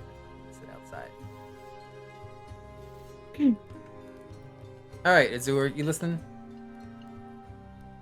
Yep. You're at the mayor's house. I told you, here's the stage. So here's the tree everybody was turned into a statue in front of. You have an owl on your shoulder. You have Derek walking next to you, and then you have Uncle William on top of an elephant. What are you doing? I'm gonna be like, let me go in first, Derek. I'll speak to the mayor. I'm sure she's gonna be a bit surprised that I'm no longer a statue. And she giggles to herself. Well, you gotta remember, this happened to me 2 days ago, and y'all went to go get the guards and get help, and then, I was miraculously cured. Yes, but they didn't see you stone ever. That's true. This is the first time they've seen someone revived. I told them y'all was gonna go help that giant bunny find all the eggs, and they just looked at me like I was a crazy person. Now who's She just laughing? kind of pats Derek. She kind of pats Derek's shoulder and kind of goes in front of him and motions for him to stay behind her as she walks. She kind of opens the door and she turns around. She's like, "Hello? Is anyone there?"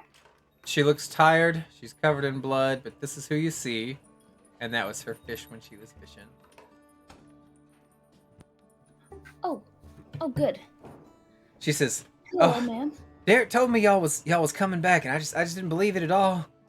Thank goodness. Come on in. Everybody come inside." And then she makes room, and you can see there's people stuffed in the living room and in this little room, and then there's doors open all throughout this house, and it's just got people everywhere. And she kind of gestures towards the dining room and the dining room table. Ed definitely can't fit here, so he could go and sit outside, and Derek will help Uncle William. And just put them all in here. Actually, they have an upstairs. I'm gonna put them upstairs. That way they can have some privacy. It turned to the mayor and was like, Miss Raven, can I call you Raven? Yeah, go ahead, Mayor Raven. I mean, I got the election results, so I might as well use the title while I got it. Mayor Raven, I have a few questions if you don't mind. And she she gets out her calligraphy stuff to write down notes. Like a little interview. Do you know why they attacked? The mercenaries, I mean.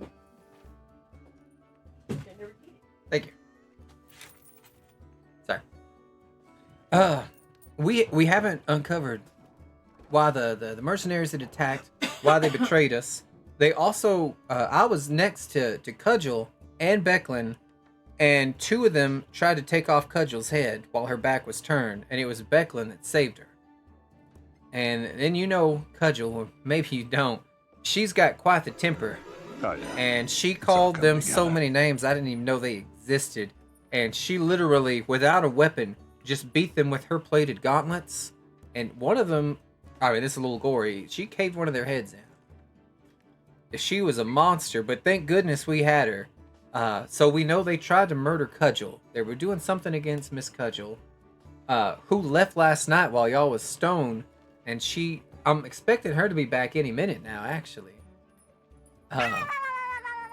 That's about all we know. What do you know? Down, and she was like, yes. The others are currently trying to I don't want to say interrogate because Hubert wouldn't coerce information out of the mercenary in the shed just over somewhere downtown. Oh, we got knights for that. We could probably ask Becklin, which she's been to the jailhouses interrogating people. A lot of them are so tight-lipped they won't tell us nothing. Yes, but this one Hubert managed to befriend by offering him, I think it was a biscuit or a cookie of some kind. Here, I need you to come in here And I need you to keep your voice down. Okay. And she gets to start whispering. While we're just talking, I saw what you did. I know what you're not allowed to do, but I saw what you did. Just kind of shrinking on herself, and she's like, I know it's illegal, but so is attacking an entire town, and I felt it was necessary to try. I'm not here to get you in trouble. I've got 20 sick people in here. They've had their limbs torn off of them. They've had blades run through their stomachs. I got kids who only got one eyeball left. I was hoping, if it's true that you could fix people, you could stay here for a bit and fix people, you know? Zer kind of like is like, I do want to help them the best I can, but it's going to be a bit difficult. I'm not trained, and I haven't used magic much before. I'm sure you understand. I don't understand at all. I'm You not have to go to like- school to use magic. There's a whole, you get a pin and everything. Yes, I haven't attended though, ever. I only But really... you know how to do it. I've seen you do it.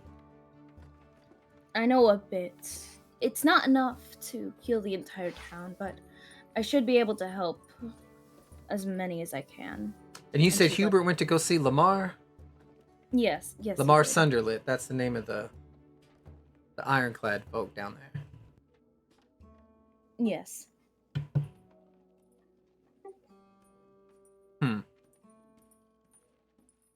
Alaria and Phoenix could probably also help, at least a little. Alaria is actually licensed. She's gone to school, so she should know a bit more than me. And she smiles before she's like, Alright. I do have one more question before I start trying to heal as many as I can. While in the midst of fighting, one of the mercenaries mentioned something, and I'm very concerned. I screamed at one point why they were doing this, and someone answered. I don't remember exactly who. They said they were here and she like sheepishly is like kind of shuffling on her feet now. Out of character, what was the frog's name again? Mr. Ribbit.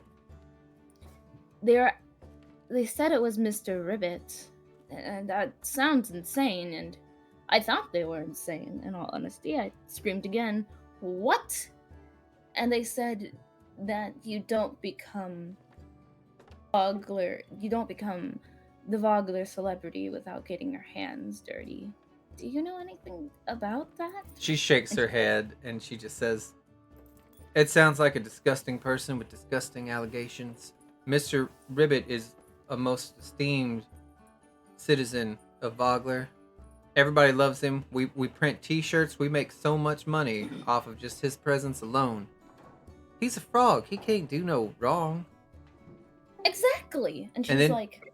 As she says this, she kind of like corners her chin between her index finger and thumb, and she says, now that you mention it, he did go with us in the parade to the battle at High Hill, and he did not come back.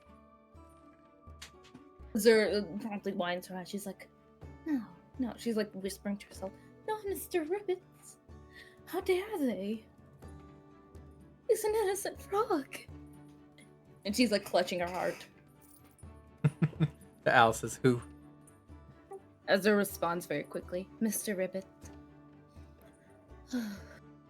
Dear, that's just what owls sound like.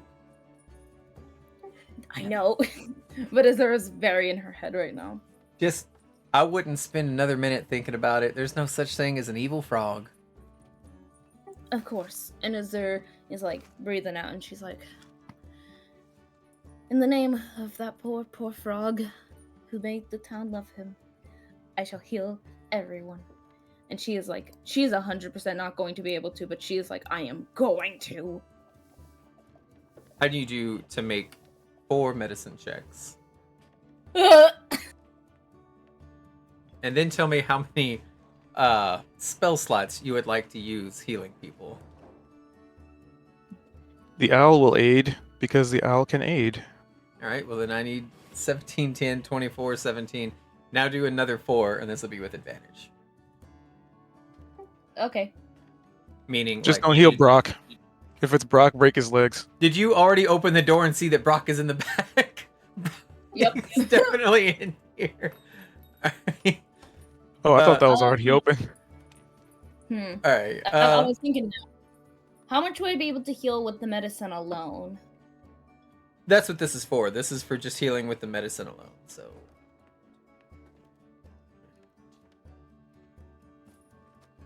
Okay. A lot of medicine checks, eh? 6. I think I clicked one an extra time. Yeah, it's all right. You can get 6 people healed up. We have 5, 6, 7, 8, 9, 10, 11, 12, 13 people. You want to pick your favorites, or you just want to do 6 random? The 6 worst injured. Well, Brock is one of the worst injured ones. So is Bakaris the Younger. He is sitting in the mayor's bed. Here, I'll pull you over there so you can see. And these are your friends, right? And he is arching his back, and he's got the back of his hand to his forehead, and he's just like, huh, I feel like I'm dying. I'm just dying. It's so terrible. I don't think I'm gonna make it, Brock. I'm not gonna make it. And then Brock is just like, yeah, you look like shit. Are they legitimately injured? Like, legitimately. I gotta ask without bias. On your medicine check, you don't think there's anything wrong with Bakaris the Younger. But Brock is injured? Brock is injured. His leg is injured. But he's more concerned for Bakaris, and Bakaris is just faking it for the attention. I said the worst injured, bro. Azur is going to kind of patch up Brock, definitely, just because it seems like he's injured. And then the next 5 worst injured, she's also going to get with medicine. The medicine checks. Okay. This would be a good time for everybody else to arrive, because it's going to take a lot of time for you to go to person. And all these medicine checks are just about you assessing injuries and seeing where you can help and why. So some of this is just going to be like putting on bandages, stuff that they were already doing in here. You're just helping to make sure like bones are going to set. And would you like to use any spell slots? Is anyone like going to bleed out if I don't? Some of them look like they may not make it. Yeah, the ones that look like they're not going to make it. How many are there? That's going to take 3 level 1 spell slots. You have 3 level 1 spell slots. Think today's just going to be a role-playing day, guys? Or are we going to fight? You don't know. Anything can happen. You have 5 level 1 spell slots left and 1 level 2 spell slot left. If you would like to forfeit 3 of them, then you could definitely get everybody in here pretty much to where they're going to survive. Yep. Alright then. Also, I can't open my character sheet anymore. It glitched. Just press refresh. I just opened it. That might be why. All good. Refreshing. Alright. But yeah, definitely. I do also rely on cantrips more than my regular spells. So we're kind of approaching when she's like using magic and stuff. Yeah. Let's see. I guess Actually, now that you mention it, are you openly using magic, or are you trying to disguise it as part of your medicine check, where you're like, "Here, let me fix this bandage," and then you're just like casting cure wounds so that they're not aware that you're using magic to fix them? Because the mayor's aware, but do you want the rest of the town to know that you have this divine magic? No, absolutely not. She's like, there it goes. And she's like patting it, or she's like giving them a hug, like, I'm so sorry, it's gonna be okay. And that's when she casts cure wounds and things. Let's do a stealth check to see how sneakily you can do this. Don't forget the owl's helping. The owl's helping. And there's no heavy armor penalty for this. It's just regular. Oof. Alright, but the owl gives you advantage, so you get to roll second time. Oh! Because that's a 3.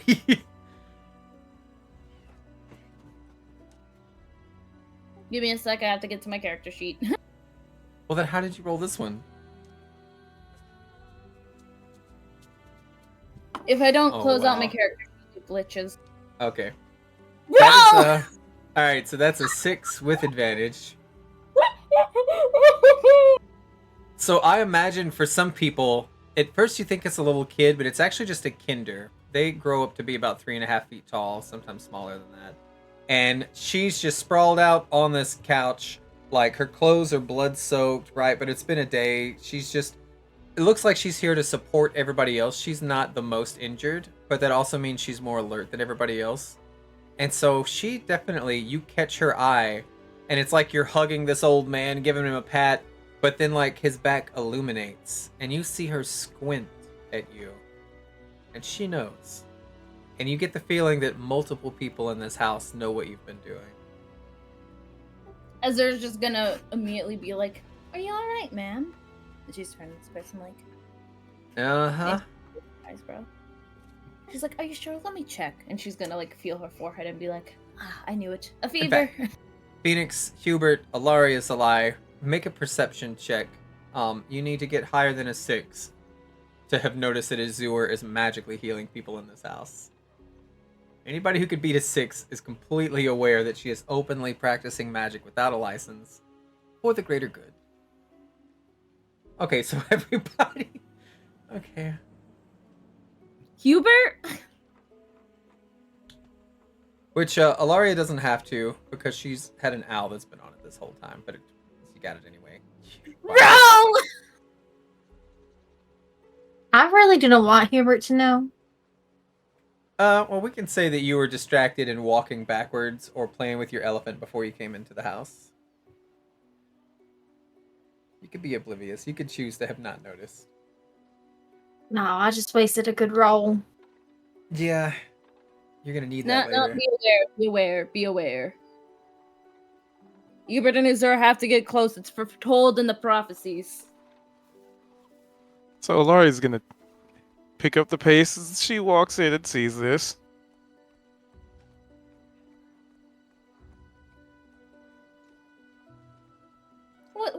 What a day indeed. And she's giggling to herself. She is nervous as heck, but she is trying to hide it the best she can. I'm afraid, with all going on there, could have sworn for a moment I saw flashes of light. And she's laughing to herself. But now that everything's back to normal, I think perhaps I haven't seen those again. But then again, I have heard you can have hallucinations in times of extreme stress. And she's like, I should double check everyone. She decides. She's like walking around again, doing medicine checks again. She's not actually, but she's pretending she is. You sure are lucky that I was allowing you to utilize my companion. She was like making a motion of like stop. She's like making the motion with her hand of like, stop.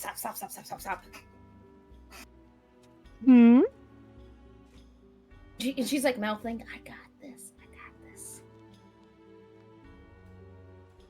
Words? What? Sorry, I legitimately didn't hear what you said. It was too fast.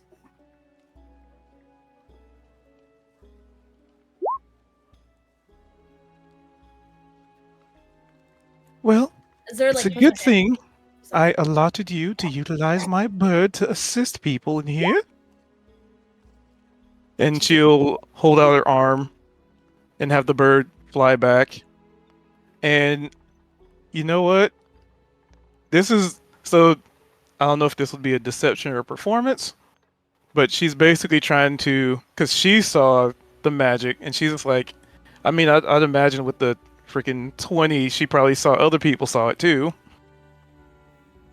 So she's gonna try and play it off as it was the bird that Azure used to heal people. So as part of it, I'm gonna cast.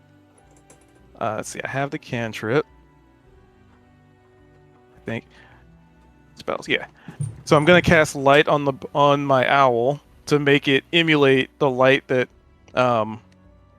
that everybody else saw, and basically she's trying to make it seem like it was her that the owl is what gave Azure, or to some degree maybe basically playing it off. Like, it wasn't So I think Azure that this hit would this be a guy. two-part. Stone. You would need to start with performance, right? To see if you can have your owl go from person to person, emulating as if they've been helping the whole time.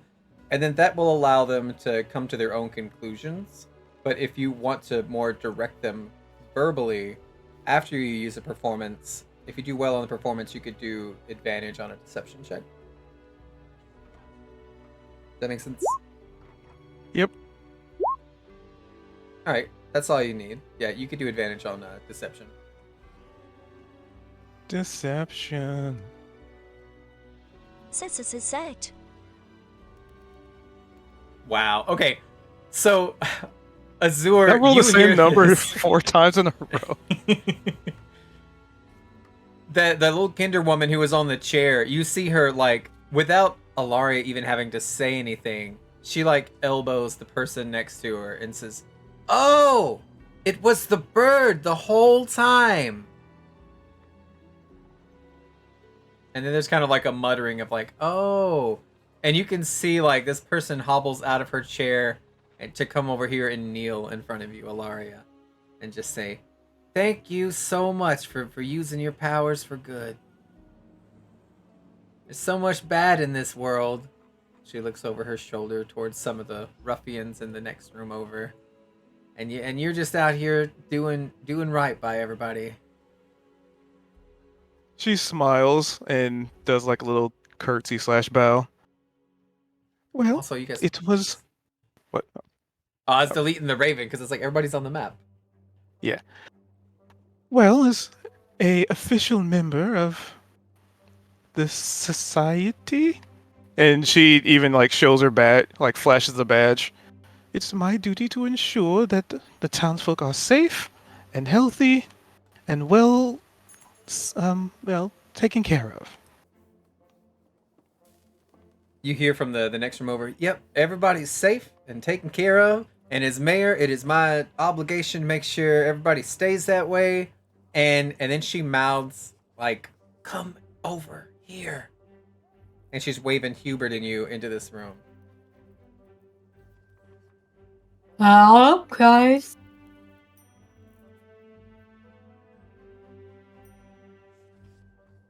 And there's an internal like sigh of relief from Alaria that he's convinced the townsfolk that it was her. And then just sort of do like a half-ass like nod to Azure. And you know what? Maybe Azure can give like a little insight check.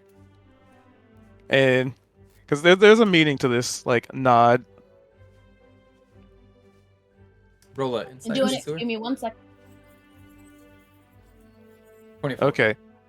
So it's this look of like you know better, kind of like a not really a scolding, but like you almost done messed up, Ron. Azura is like, kind of like looking down, and she just kind of shuffles into the back room with Brock and Bakaris in it. And you can kind of hear behind the door, she is already like, Bakaris, I think someone else might need the bed. And she's very upset at him for begging. I've never been so sick in my entire life. I'm so injured and you haven't even tried to help me. And you look, and he does have roll like 20. There's no way you got that many 24s. Yeah, 14, 14, Well, 24, I got 2 of 24. them, and then Azure got 1 of them. Oh, to me it says you got 3 of them. And the last one's Azure. I mean, I did get 2 14s and then 2 24s, so You might have broke roll 20. So Bakaris looks at you, I mean, it's and he already is broken. like Character his. sheet reference. Anyway, Oh, I'm muted. Fair enough. I I'm accidentally just muted gonna- myself on Discord, but not on stream. I was like, Oh. "You're talking over me." I thought you was left for a moment. Okay, so Bakaris has just been like, he's arching his back and he's crying, and there are real tears there, and he's like, "I've never been so injured in my entire life," and it is real tears. He is bawling on this bed. It's like the pain. It hurts so much. It's everywhere. Azura's like, I'm sure that is Bakaris. However, And she's like, she does another pat down on him essentially, and she's like, He's not injured. You're not gravely injured. I have And to be. I wouldn't be crying because I'm scared or something. It's because I'm so hurt. These are manly Yeah. tears of pain. Azura's like, but... And she does this big deep breath and she's like, I'm sure this is definitely the most hurt you've been in your life. She's like indirectly insulting him. She's like, however, for other people, your injuries are practically nothing. But they could die if they... Rock's shaking his head. He's like, I just broke my leg. And Bakaris is tougher than anybody in this whole town. And she's like, yes, I know, but some people are going to die if they don't get the treatment they need, and they might need the best. He's gonna die? And Bakaris says, I'm gonna die? No! Other people might die if they don't get the rest they need. And they I'm might gonna need the best of that. I'm gonna pause in here because that's gonna take you 10 minutes to talk to them because they're a little obnoxious and dramatic. So the mayor is talking to Phoenix Salai, Alaria Hubert, trying to kind of like pull them in, and she's like, "Look, Cudgel's been gone since last night. They told me that y'all went to go talk to what's his name, the mercenary, the one who kept shouting about cookies. What's the word, Perd?" Oh, now he wants another drink and another cookie. I think we got him that. Well, that's entitlement, if I've ever heard it. I meant, like, what information does he have? Why did they do this? Oh, Zalai knows all of that. It's a lie.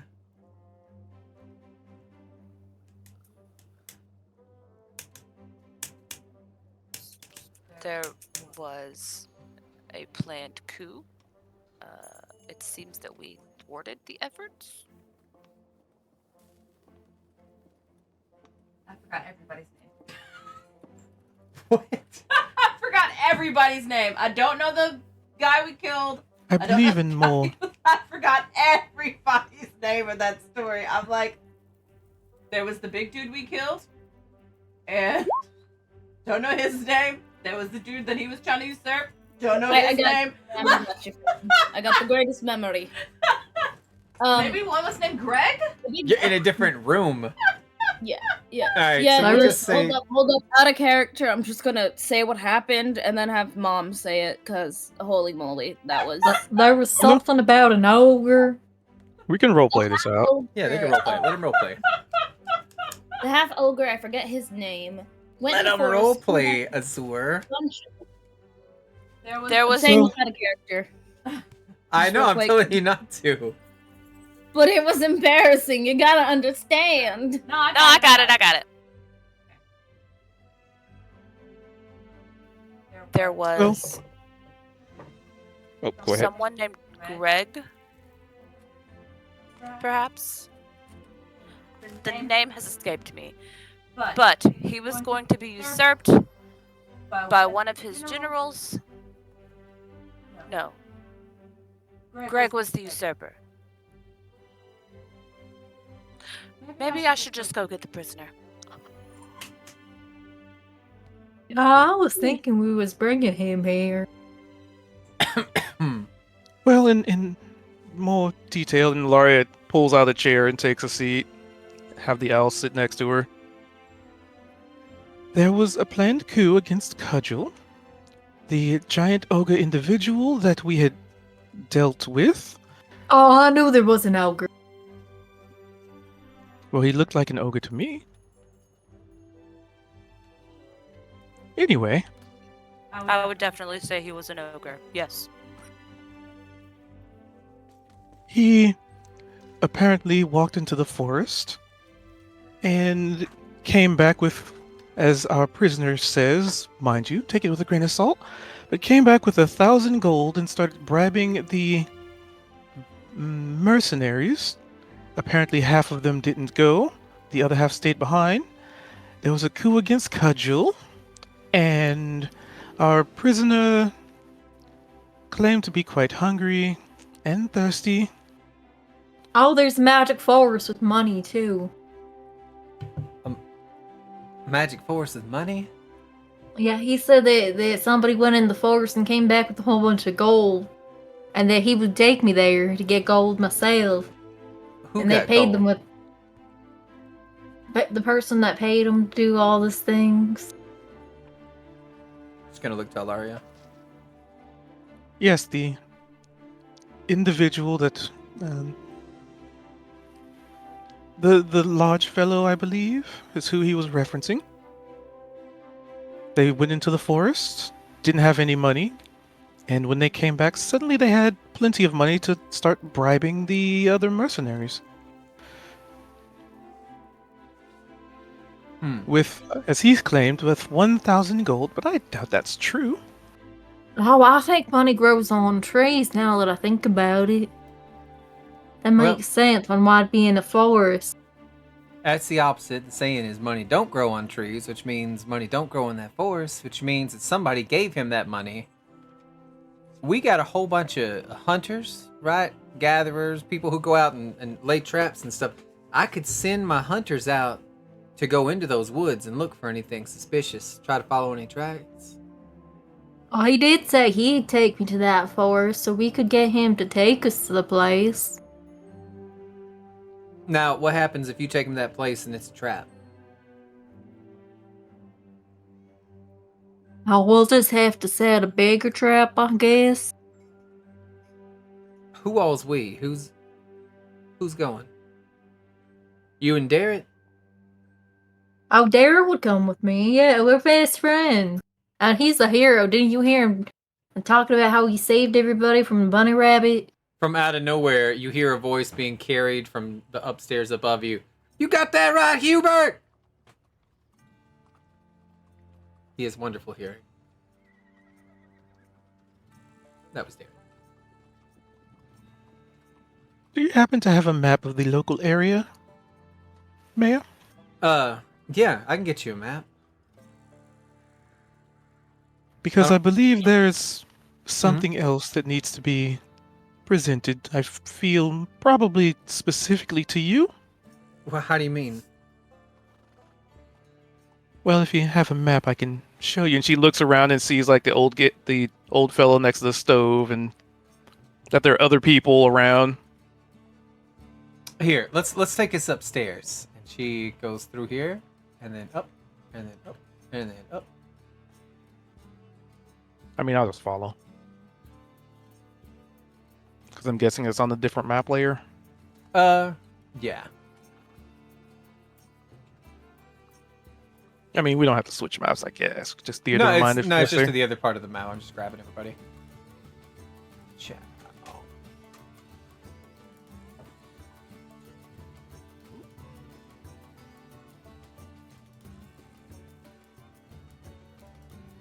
Team Naughty room.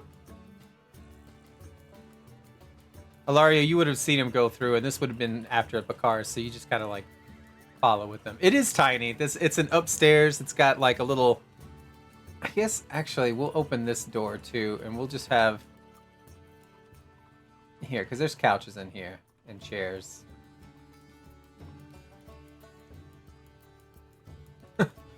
So you guys can fit in right there. It's up here in this top right corner.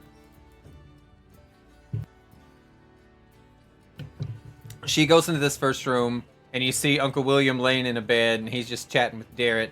And she grabs like a map, and then she takes it into this slightly bigger room that has like the couch and stuff in it. She hands you the map. Oh, I've pulled her off All right. the thing. Yeah, I was like, she jumped out the window. All right. I guess that's where the map is. So Alaria's gonna point to the spot on the map where she knows where the encampment that she saw is. The encampment is west of... Mm-hmm. So, quick question, just a history thing, 'cause it's been a while. For the encampment, did I see if Nice it was to meet humanoids you. or the I'm Arthur. draconic people It when I was scouting that out?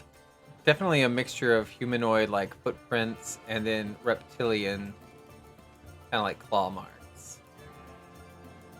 Large. So it would fit both. So, I believe of the situations we've been dealing with, there's an encampment of very dangerous creatures here, and she'll point to it on the map. They were the ones that attacked us on the way to. And she paused for a moment. How come it's the first time I'm hearing about it? Good question. Have any of your hunters gone that way recently? No, not that I can think of. We can send them out, though. They might not come back. Well, what do you think we should do? Well, that's what I was curious to see what you might have wanted to do as the mayor. I wouldn't want to overstep our bounds and just go doing we have things. to check it out. We can't not follow up on that. And This is what I'll do. Miss I'll Cudgel? send Hubert and Darrett to go check out this encampment. And then when Miss Cudgel comes back, we're going to tell her about it. And then hopefully Hubert and Darrett will be back with a little more information. Okay. I feel we'd probably do better as a group if that's the situation. Like, it's been dangerous. Well, I don't want to endanger y'all anymore. You was just statues. Well, and she flashes the badge. As a member of, the individuals of the arcane persuasion, I feel it's my duty to investigate any potential arcane situations that may be occurring. Right. Maybe. All right, Also- but don't go get in trouble. Just look, observe, and report. That's it. Assuming nothing goes horribly wrong. Where's Miss Cudgel's in the mercenary encampment? And she's like looking at the map, trying to see like where that would be. So on the map, if you go north, let's just pull up the map. Should be Calumet region. All right, so this is Bogler. Let's get rid of some of these. This is that encampment that you were kind of like talking about, the red spot. And then the Merc camp is up here. Like maybe, let me just draw it. Like, kind of like right there. And then this was the hill.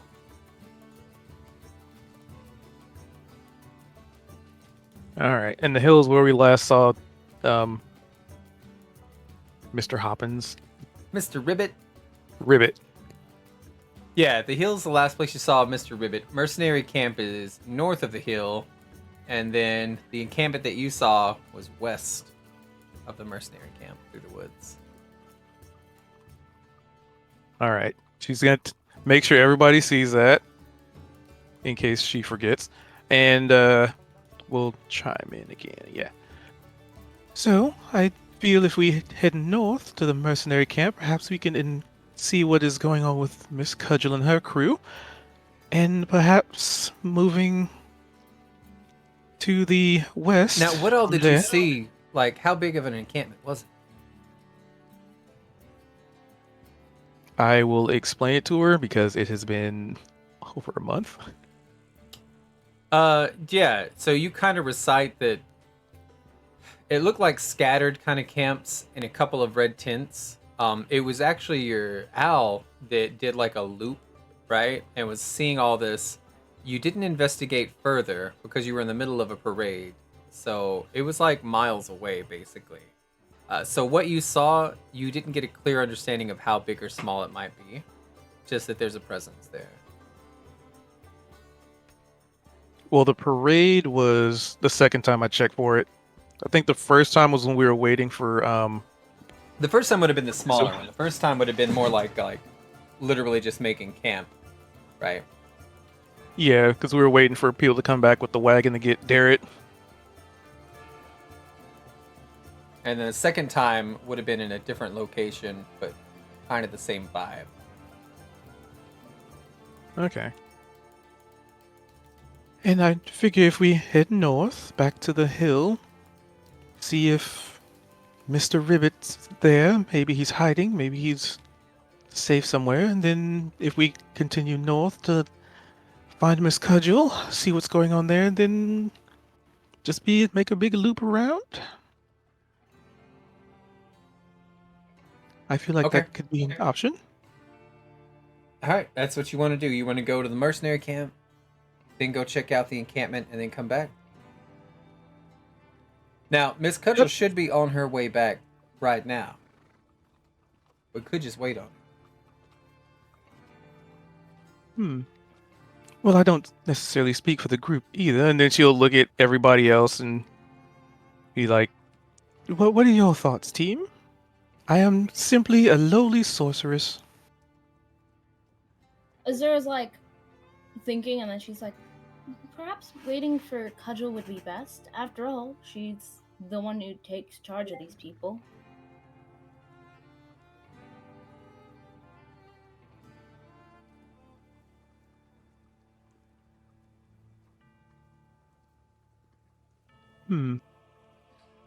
Vilai, what do you think would be the most tactical approach to this?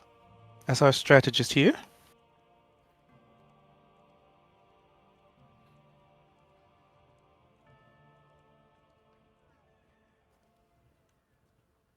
Yes, we should wait.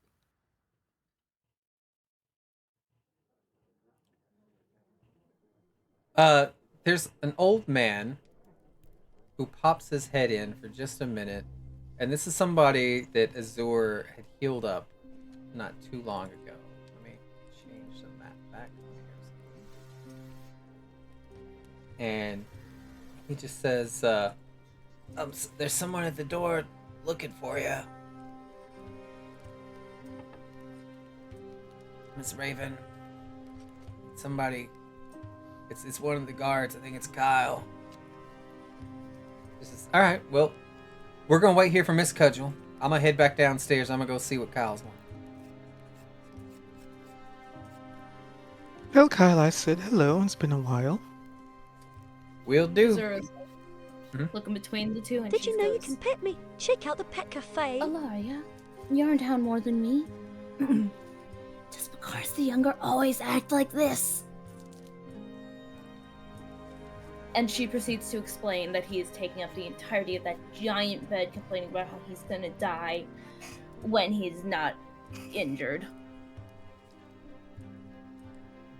Well, I guess, we are complicated creatures, but yes.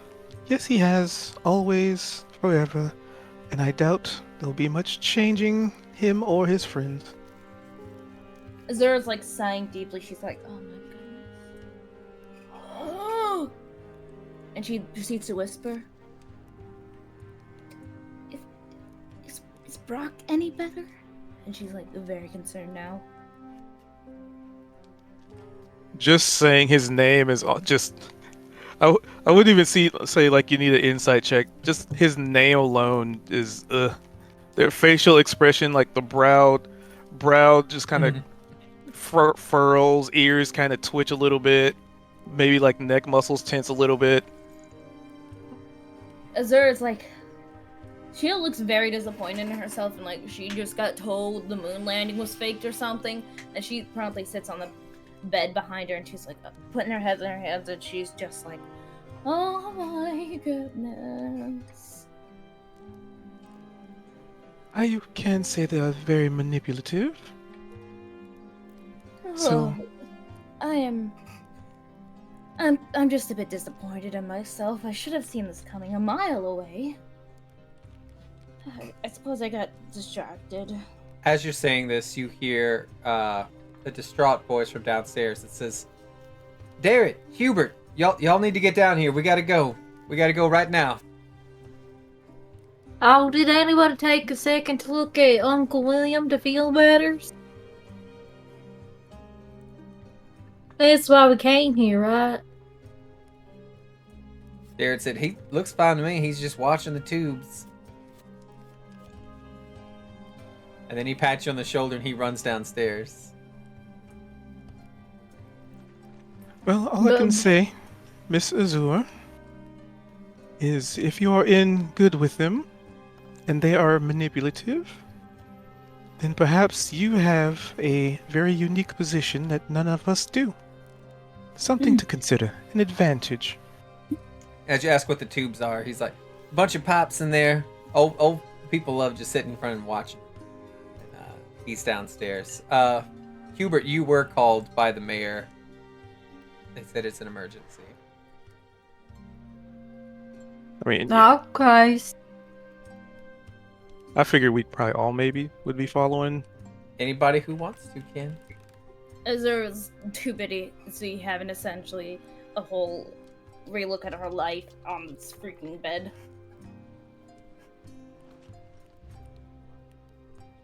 Laurie goes downstairs. She too knows what it's like to have your whole world thrown upside down.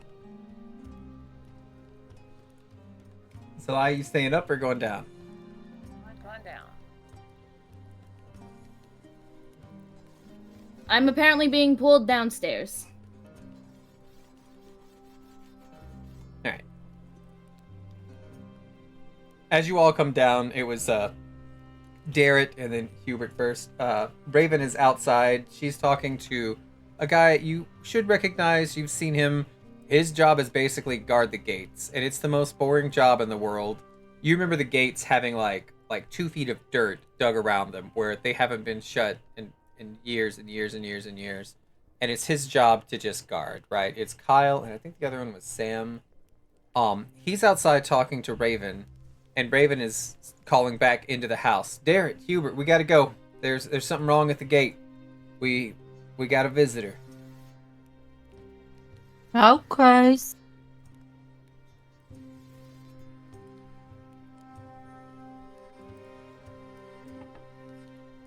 Darrett rushes outside, and he looks back at Hubert over his shoulder, and he just gives like mouthing, "What is going on?" And he has like his shoulders shrugged.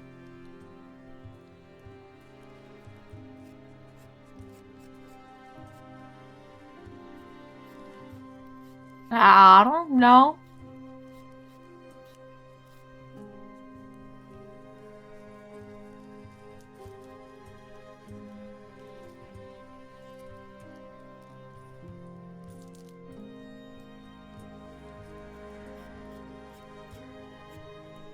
Maybe Hubert should do an insight check. He just got here. Is there something happening? Yeah, go ahead. Actually, that's not a bad idea. Alaria, Hubert, Zalai, Azur, like everybody can do an insight check. Maybe. One day. Maybe. That day might be today. Azur's got a 10. Ooh, Alaria's 21. She knows exactly what's going on. Hubert, you know that you've been called. That's about it. Same with Salai. To be fair, it's a lot of motion going on, a lot of noise, a lot of conversation. There, I mean, dozens, 10s, 20s people who are injured and hurt and all this, right? Alaria, you detect a couple things. One, there's no visitors. You know what I mean? Like, this is the Kingfisher Festival. People come and go. Like, yeah, there are guards who are making sure you're not, like, doing anything weird. But, and Kyle's one of them. But typically, the gates stay open. People can just come and go as they please. So the idea that you have to go to the gates because you have a visitor is highly suspicious. The tone of Raven's voice says that this is some kind of emergency.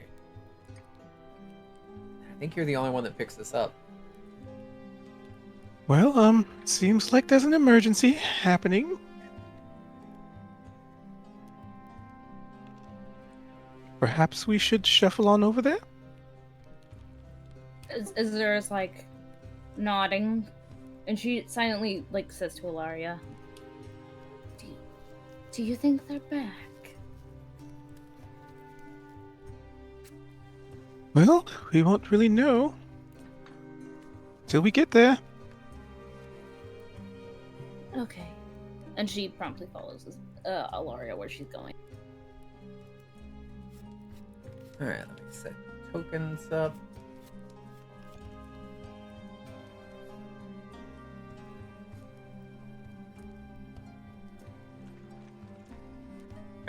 I'm gonna move everybody to the map, and then I gotta pee, so I'll be right back. Bio break for like 2 minutes. Okay, okay. Okie doke.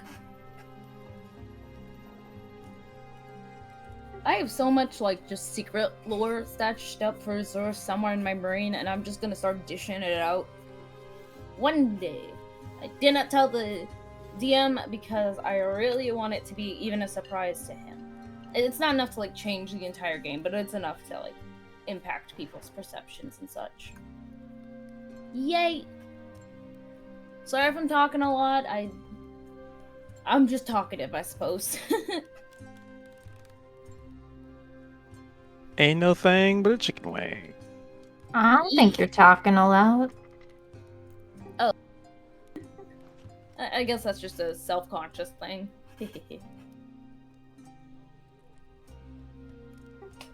By the way, quick question. If I made a new character, do you guys think, that, how do I say this? Y'all good with having a chaotic character?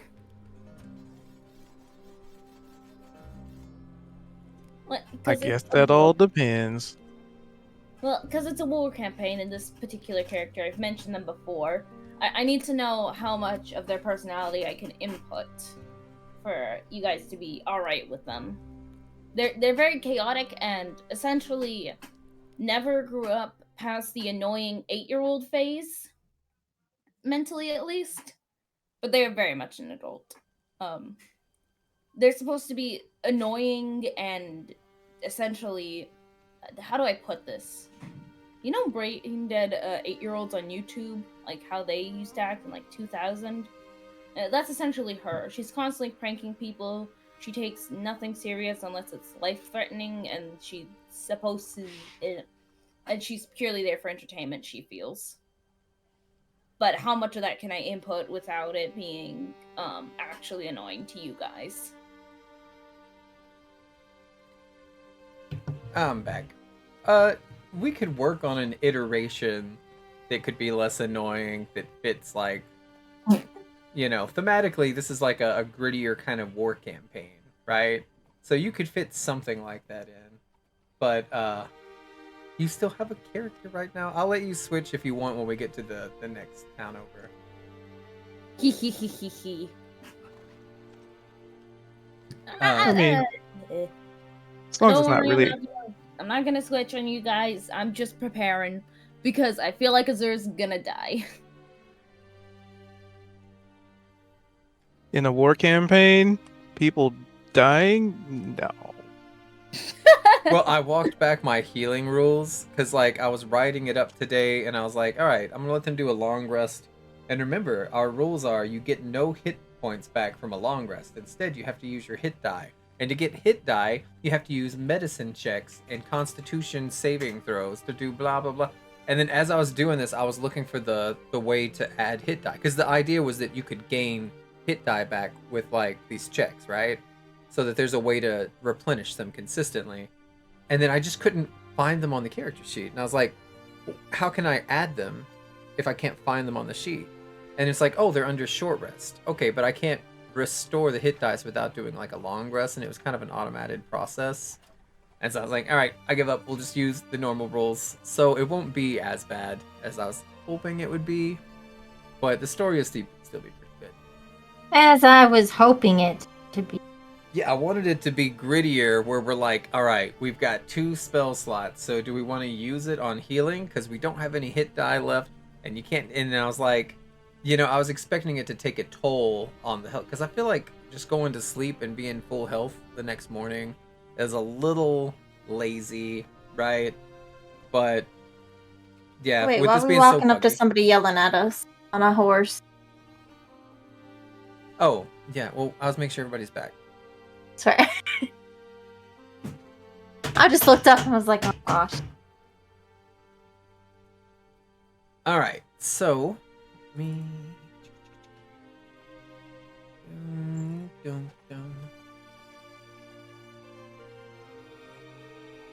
I gotta see where I'm at on my notes. I think that's it. Yep, because we kind of went all over the place. So it's not like there's an order to this. I'm having to scroll to find where each person's section and stuff is. Got it. Okay. So these little gates, right? You remember beneath the carvings of leaping fish that are kind of etched onto these open wooden gates, there is a human in black and red scale mail that sits astride an armored warhorse.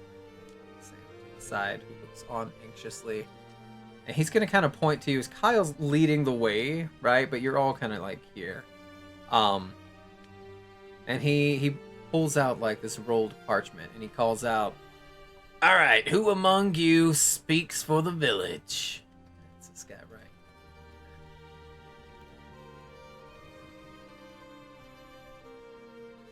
I'm not gonna repeat myself. Alara's looking to Raven. Azura is like Raven behind looks Raven, like fucking patting her. nervous. He says, that'd be me." He just shakes his head. "Well, it figures. A woman. People of Vogler," and he starts reading off this little scroll. "By the orders of Balafian, the voice of Takisis, you will quarter the soldiers of the invincible Red Dragon army this night. Refuse and die. This is the Dragon Queen's will, so be it." And then he rolls it back up. And he holds it out. And she quietly walks up there and accepts it. And then she kind of looks over her shoulder. And she has no idea what to do. Can you please repeat that?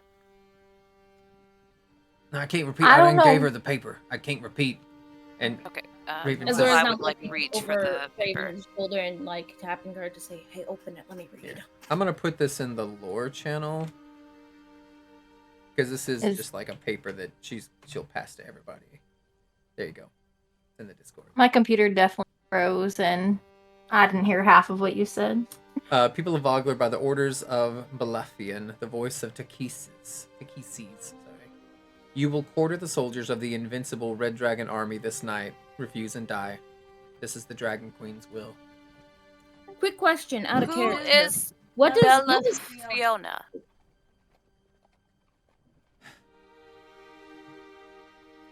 quick question out of character? What does quarter the soldiers mean?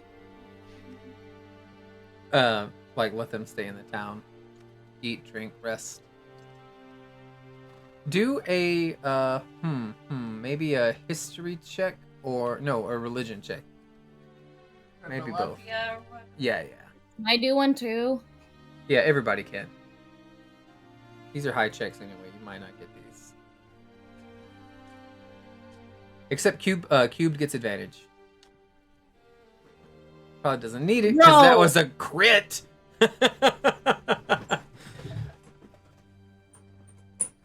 Okay, earlier you were talking about deities, right? And you had like more of a classical understanding.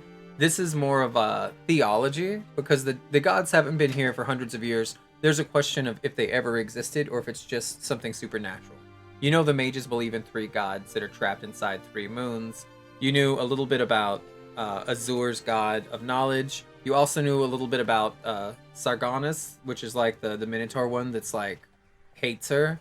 And then we even talked about him having a rival, and that rival was Takisis, which is the queen of darkness. She's that evil one that even the evil gods hate. She's like the worst of all of them. And from your understanding, I will share a picture of this. At the threshold of the heavens, Balafian reveals his true form. Okay, so Balafian is... I'm not going to share the picture. It's too cool. You guys will have to wait. You know that they serve this evil dragon, Queen of Darkness. As for everybody else and what they know is a lie, you have no idea. It's the way he's talking, it's just like their general who's running the show. I'm trying to find if they're human.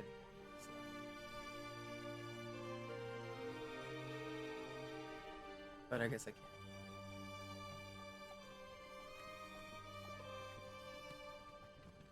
can't. Azur with a 9, you don't know. Zalai with a 6, you don't know. Hubert with a 12, oh, that was an insight check from earlier. You had a 7? Hubert got a 7. Okay. Yeah, you don't know. So it's only Alaria. Alaria is the only one who's connecting these dots. It's like, oh, interesting that all this talk of gods has popped up. And then there's a dragon goddess. And then the dragon goddess has a lieutenant that shares the same name of this person. And they're talking about the dragon queen. So these are more of like zealots, right? Fanatics. You're thinking of like armies who worship a dragon goddess of darkness. Which dragons, from your understanding, were mythological creatures and not real creatures. But then you have seen, you wouldn't call them dragons. The lizard people that you fought had scales, they had wings, and they had claws. But they were bipedal and misshapen, and a lot of their parts were vestigial. Like, they just don't work or function anymore, like their wings or their tail. So, in a way, it resembles what the storybooks would call a dragon. So, you're kind of making a dot connect there, especially on a 20. It doesn't give you any solid information, but it's enough to, like, piece this stuff together a little bit. Which also means that this would be connected to the encampment that you saw. Oh, everybody make a perception check while we're at it. I love opening my character sheet. It's the best. Jeez Louise, okay. All right, Alaria just wins all the rolls today. Hubert and Alaria both. I'm gonna go ahead and unhide them. 30 feet up on this cliff. You see more soldiers in red and black armor. They have javelins in their hands, and they are squatted down as if to keep kind of low so that you won't see them. So Salah has a lot more questions, just FYI. Yeah, okay, go ahead, yeah. Okay, follow-up question. Who is Takesis? Is that how you pronounce it? I'm sorry. You mean the goddess of shadows and dragons? Check out the Pando Pet Cafe. Okay, Play so with she me. is a goddess of shadows. Can you pronounce it again? I'm so sorry. Takesis. Takesis. Okay, so I said it correctly. Great. Okay, so you want the town of Vogelir, by order of the goddess of dragons, to house the Red Dragon army, you said? Correct. Out of all the armies here, the red dragon's the best one. And maybe the blue, then the green. We got all of them. Oh, It there don't are matter. multiple colors of dragons with armies. But only one dragon goddess who runs all of them. So you're like branches of her military. Exactly. Balafian is in charge of the Reddies. Azur promptly asks, "Excuse me, but when will we be expecting this army?" And she's like turning to look at. Oh, it'll Alaria, be like, here in about 8 hours. Follow-up question. Is the dragon queen the same as the dragon goddess? Yes. Why then would she downgrade herself to queen when she is a goddess? She's queen of the dragons, and she just happens to be a goddess. It's kind of like I'm a human, and you're some kind of filthy mudblood blue thing. I don't know. Filthy? Azur is now looking at him with disdain. You say this. You have all this mighty talk of dragons, and I understand that, but then proceed to look down on other creatures. Have we ever heard this term dragon before? Yeah, Same way you as you hear it on Earth, mythological. Yet you yourself are human. May I know why that is? Well, I don't understand your question. What? You look so far up to dragons, which is understandable. Of course. Mhm. They ruled the world. They helped shape it thousands of years ago. Then they got sentenced away from little assholes. And now they've made a return. They're going to take over the whole planet. And then we're going to get to help rule it. Mhm. And then you look down on my friend here, and she points this lie. Oh, yeah, because she's a monster. Continue.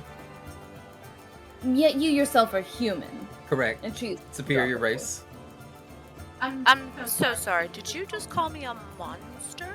It goes Good, gods, good then soul. I don't. dragons, then dragonkin, then humans. Hey, we're right there in the middle.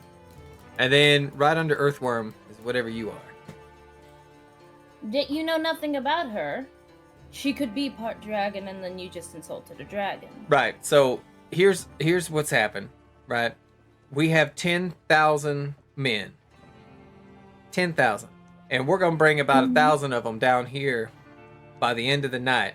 And you're gonna keep these gates open, and you're gonna give us your houses, your homes, your baked goods, restaurants, whatever. We're gonna eat as much as we want. We're gonna drink as much as we want. We're gonna stay here for as long as we want for free, or you die. Okay. I'm so And then sorry. we'll leave when we get ready to leave. Coming in 8 hours. You expect us to tell them that you sent this message, correct? This is coming straight from the top. This is the Dragon Queen's will. Okay. Sir, I have more questions. I'm so confused.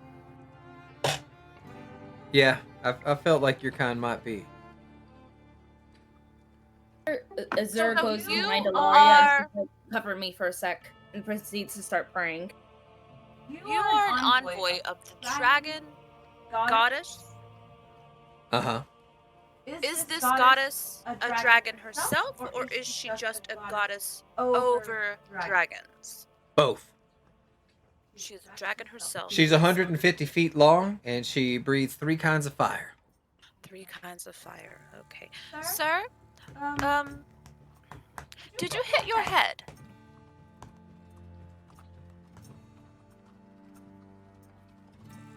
I need you to roll an insight check.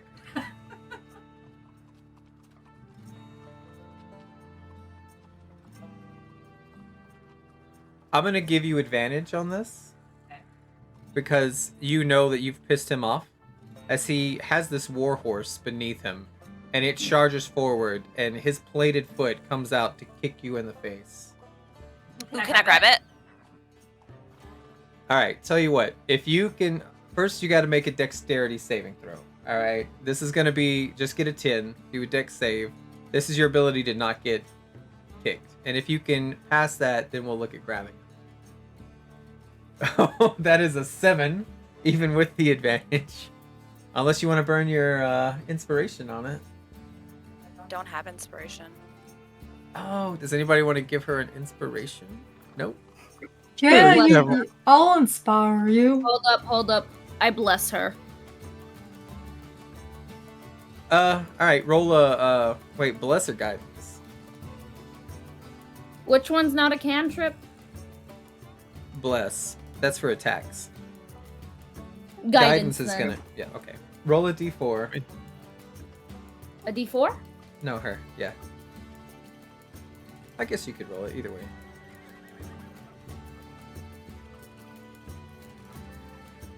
It's my sweater string, not yours. Sweater string. Alright, well, we'll go with her since she rolled first. She got a 3, that gives her a 10. She needed a 10. So with the blessing, first I need you... Ooh. I need you to describe what you do to give her this guidance. What does it look like? Azura, pats Ilaria on the back and she whispers to her, I'm gonna do something stupid. And Azura it looks like she's playing with her hair, and she whispers, essentially into her hand.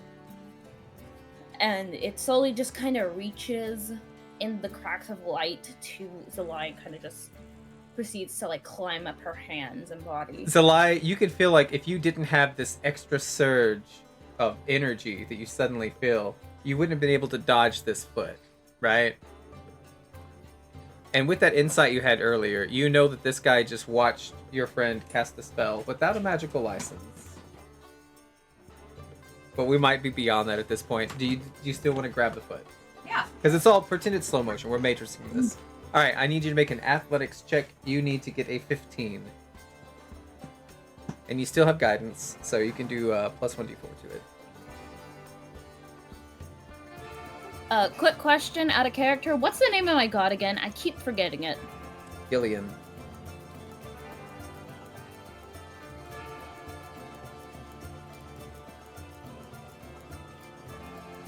Got it. Add There's a a D4, Tasha, or did you already? Out of what now? Did you add your D4 to it Oh. from guidance? Yeah. All right. You've grabbed his foot. What do you want to do? I'm gonna yank him off his horse. Everybody roll for initiative. I planned this. This Can I- lovely character sheet. Can I unleash the spell I have been plotting for the 4 up top? Go for it, go. Okay.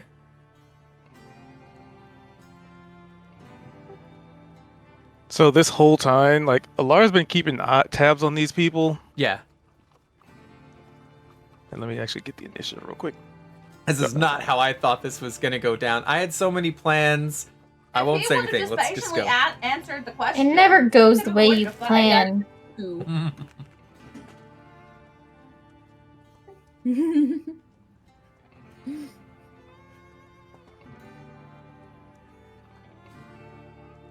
So I guess I'd be like over here, right? By the way, did my god ever answer me, DM? Oh, what did you ask? I prayed to him and asked if there was any way to talk some sense into this man claiming to worship the goddess of dragons. You only get back one word. Actually, I need you to make a religion check. So that's how I'm going to do all these. Nice to meet you. That way you Who don't are just you? get free information. You got to get lucky. 16. You get back one word. Evacuate. As there was no panic. There is concern there from a god. And remember, you do have knowledge that this god has knowledge of other gods specifically. So when this person's like, the dragon queen, Takesis, the goddess, commands this, and then your god's advice is GTFO, you know, this is, Yep, okay. you're okay. at least, as a person, taking this serious. So what, oh, entangle. All right, let me see if I have. Do we have I the forgot to make my current- spell stuff. Usually I make spell tokens so that you can just open a spell book and drag and drop the image. I forgot to do that. Don't This- worry, I got you. This one's animated. Is this a 4x4? Yeah, it is. All right. Can you grab this? Will it let you grab it? Let me try. What would that be? The select tool? Yeah. Lots of doodles. Okay.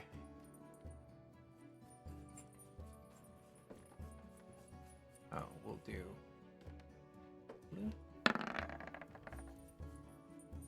That's Go 20 foot, back. right? Yeah. And then we'll do red.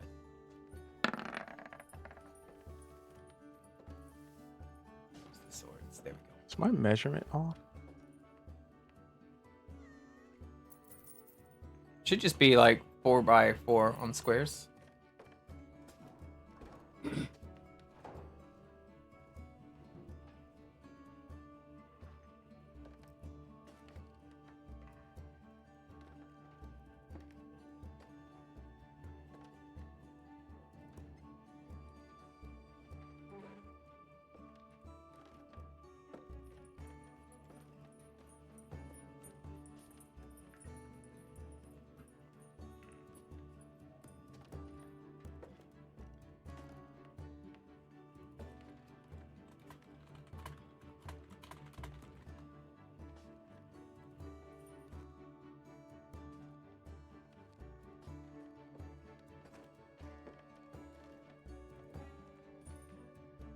So, well, we're getting all that settled.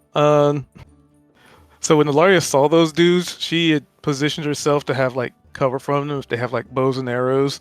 So then she would have peeked her head out just enough to have the spiked growth just reach up and just start trying to entangle these people.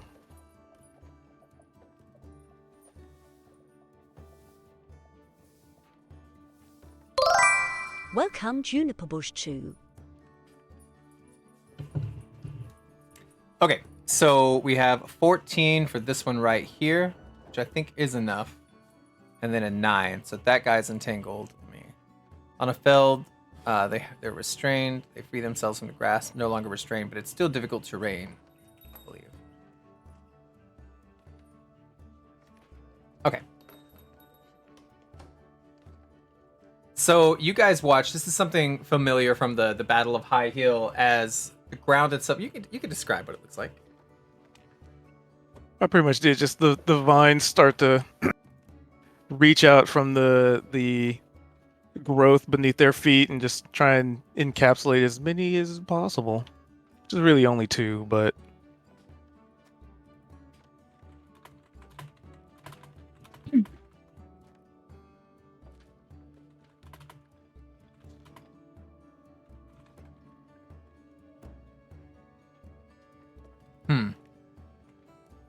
All right, let's change the music because this is too fun, lighthearted.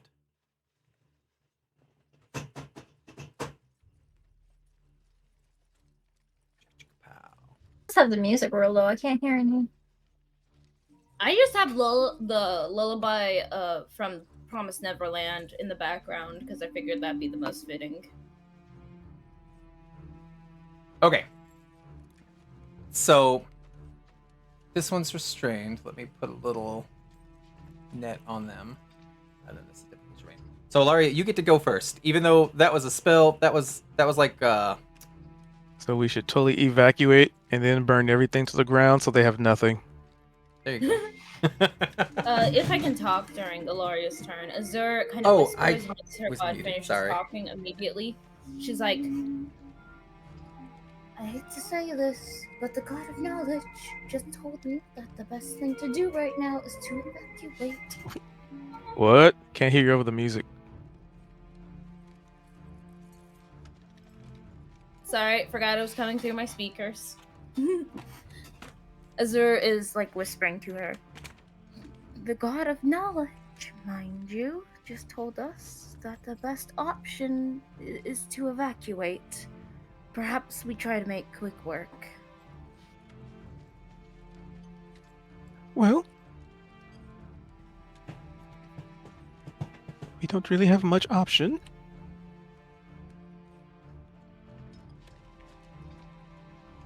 Besides, conflict was going to happen regardless. True.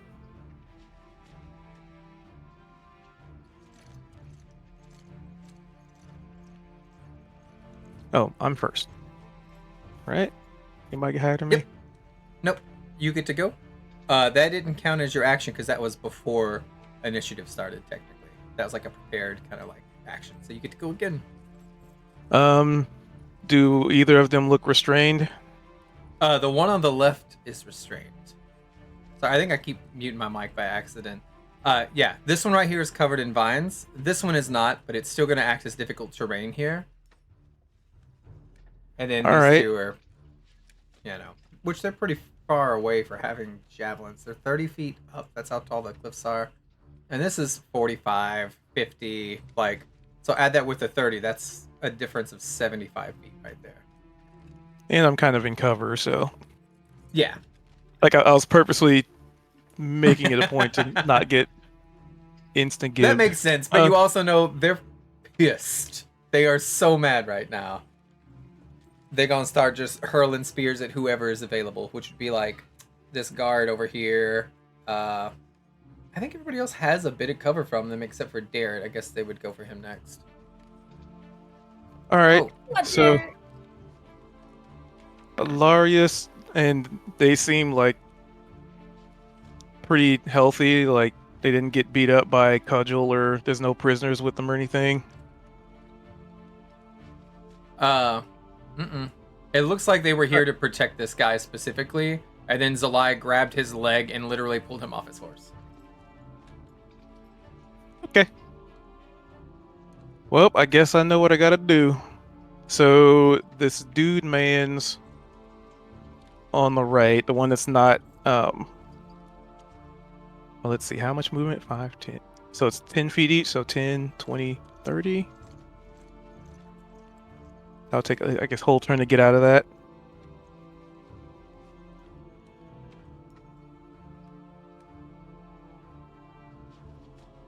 All right, yeah, I'll just aim for the. I'll aim for the guy that's not in difficult terrain, just to maybe deal with people that may not have debuffs on them. So the third guy, the third guy, and I'm gonna poke my head out, and I'm gonna. I'll do my finger guns. I'll point my fingers at them, and just narrow my eyes because I do want to make attack rolls with advantage because wild magic is fun. Mm-hmm. And I'm gonna do Scorching Ray. Get beamed.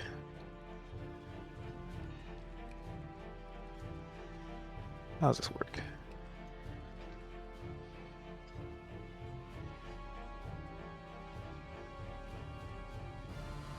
So how would I go about doing the advantage? Just because if I do it again, I think it's gonna prompt me to cast a spell again.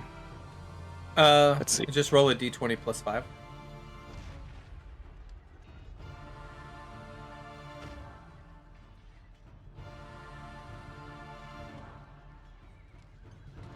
Or that. I mean, just like type it like /roll space 1d20 plus 5 or whatever.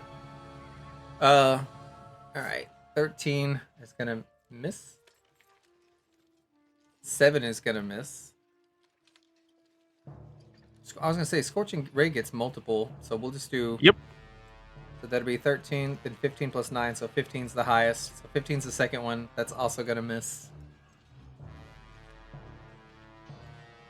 12's gonna miss. An advantage. 22 hits. Jeez, they're hard to hit. Okay. Very. Well, I get a whopping 2d6. Yay! Well, let me pull up their stats. I don't think they have any resistances. Okay. You watch. These guys are fucking professionals. They're better than the mercenaries, the Ironclad Regiment. Way better than the Vogler militia. You're shooting like these scorching rays, these beams of fire up 70 feet away on top of a 30-foot cliff, right? So it is hard to aim, lore-wise, specifically the further away. So you can kind of use that, but they are very reflexive. They have very thick armor on, and you only get one good solid hit, but you can hear even from this distance the singe and the wince of pain. And you feel like this was a good hit. So for as dodgy as they are, they're not super beefcakes, right? They're no Dragonlance, right? So this did fucking hurt. And you just think, if I would have hit all 3 of those, he'd be gone by now. It's kind of your insight there.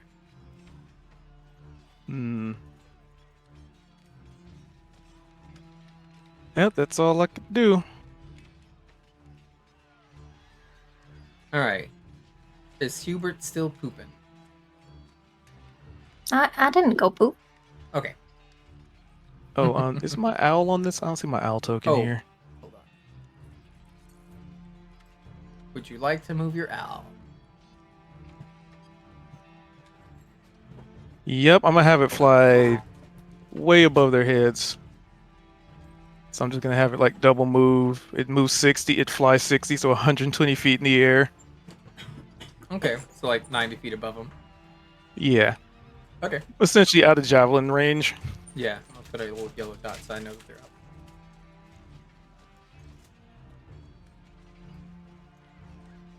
Alright, Hubert, what do you want to do?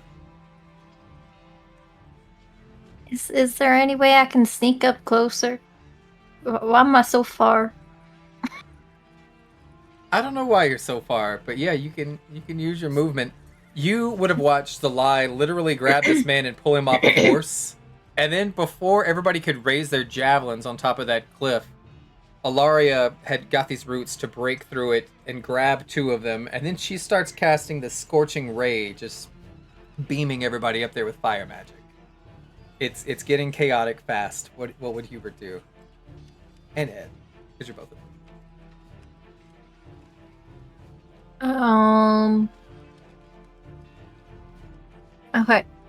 Well, excuse me, sir. I know you said you was gonna kill us if we didn't do the things you wanted us to do, but I assume someone's paying you. Did you hear there's magical forest with money? You just gotta go in the forest and get money. You don't have to kill us.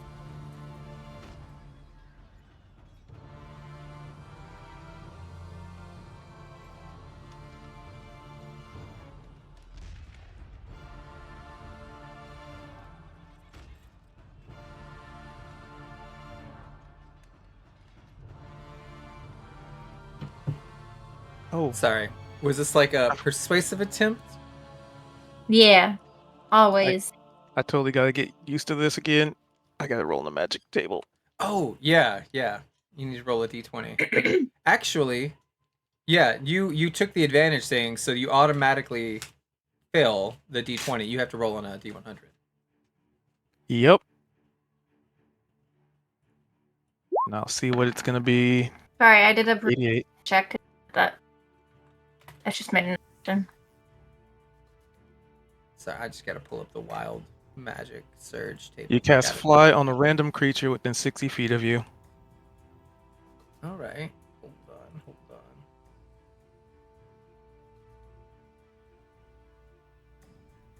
Are you sure that's the old one? Let me look. On an 88 on mine, it says up to 3 creatures of your choice that you can see within 30 feet of you take 1d10 necrotic damage, and then you regain hit points equal to the sum of the necrotic damage dealt. Oh, yeah, that's the old one. All right.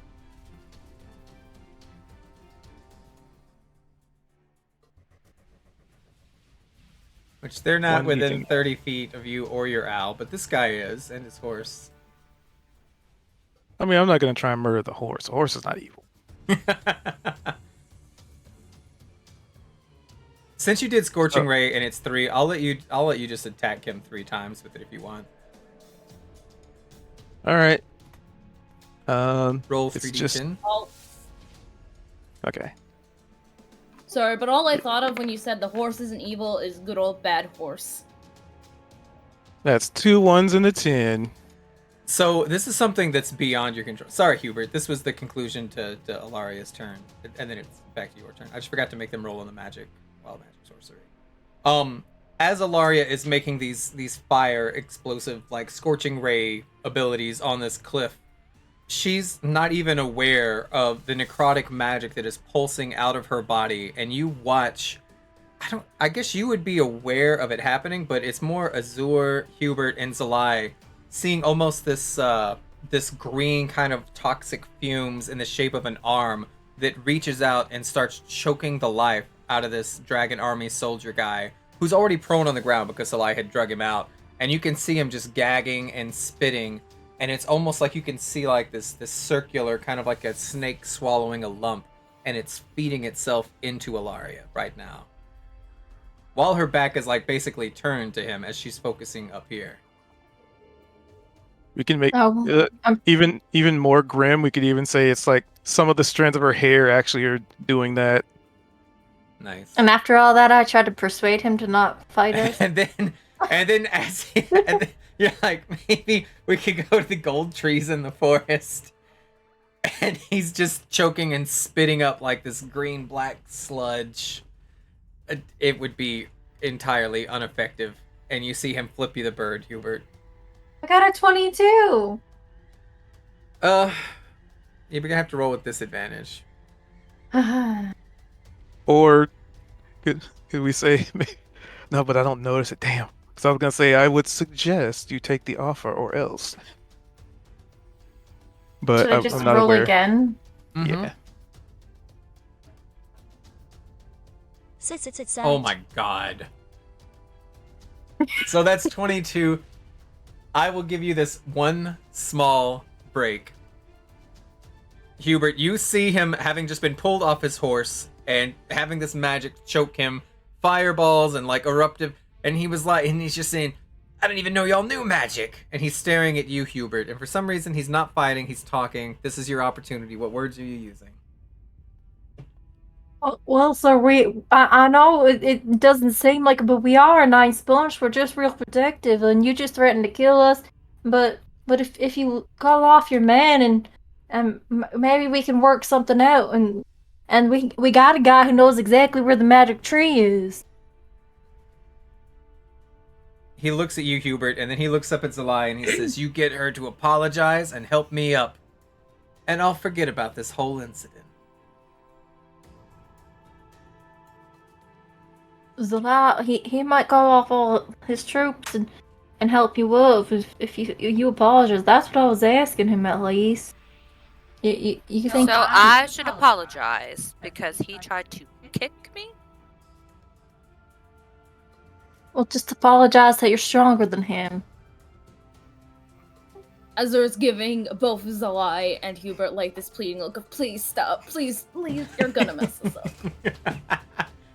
I'm sorry, sir, that I am stronger than you. He raises and his help hand him to up. you to wait for you to lift him back up. Are you going to attempt to kick me again? He squints his eyes and says, "I'll be leaving and taking my message back to the camp." Your message? That we'll be back in 8 hours with our army, and that you are willing to accommodate all of us. What? That's not what I Did we say that? said. I didn't say that. So you refuse Don't help him up. I think you are overestimating the amount of space that we have in this very tiny village, sir. I do not think we will be able to accommodate 1,000 of your men. We can talk about that more tonight. I feel like if you bring 1,000 of your men and we can only house 200 of them, then 800 of them will be out in the cold. Probably unhappy. Well, then I guess we'll have 200 here and 800 in the cold. And he's waiting for you to help him up. Don't That sounds do it, awfully Zala. cruel to you, That Ben. sounds dangerous. You don't think they will turn on you? That's for me to worry about. Do an insight check. Go ahead. I need you to have more information. I guess you and Hubert, everybody can do an insight check. Wow. Oof. Not very insightful at all. Zalai, this is just a guy who you've embarrassed, and he's just trying to save face and return to the woods. Alaria, go ahead. No, it's okay. I just can't open my. Oh, Alaria, you're mostly just trying to focus on keeping your magic concentration right now. You don't trust this guy. Azur and Hubert both. This man plans on going back, and he's telling 100% the truth. You do believe that he has 1,000 men, and you believe that they will be here tonight within about 8 hours. You think they're gonna not accept no for an answer. They already said decline and die. You think that no matter how nice you are to them, they're gonna come in here and murder every single citizen and take every resource you have and then keep going. Azur just yells to Zalai, "Don't let him! Do not let him get on that stupid horse! It's a bad horse, I tell you, it's a bad horse!" Bad horse, bad horse. Zla, do you mind ducking for me?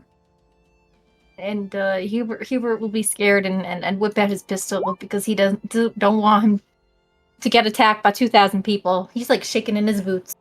This is, yeah, Hubert, you, for whatever reason, you have this understanding. They're going to come in here and they're going to kill Ed and they're going to kill Uncle William and every single person you know and love. This is a burn your house to the ground type of army. And as much as he's like, you will accommodate us, it's, no, this is just, they just want an easier time. They want you to open the doors before they murder everybody. Oops, I was just trying to see it, sorry. Oh, okay. 16 is going to miss. 16 of what? Oh. Oh, I didn't duck. My bad. Yeah, totally. July ducks. Okay, it still misses. Unless you roll inspiration. I didn't use my inspiration. Not yet. Oh, okay. Look at that character sheet again. Oh my god. Any minute now. Someday. It's like Uncle William trying to find. Oh wait, Oh, I I should found have brought it. him to fight. Hey, he didn't leave us. He's on Ed, isn't he? No, remember he's in the upstairs in bed Oh. at the mayor's Probably house. for the best. I don't think that old man would survive this. Okay. Inspiration. So that What's just means you do the next? pistol attack again. I was unclicking it, and There it is. Oh, there it goes. That 19. does hit. Alright, roll for damage, and he's also vexed.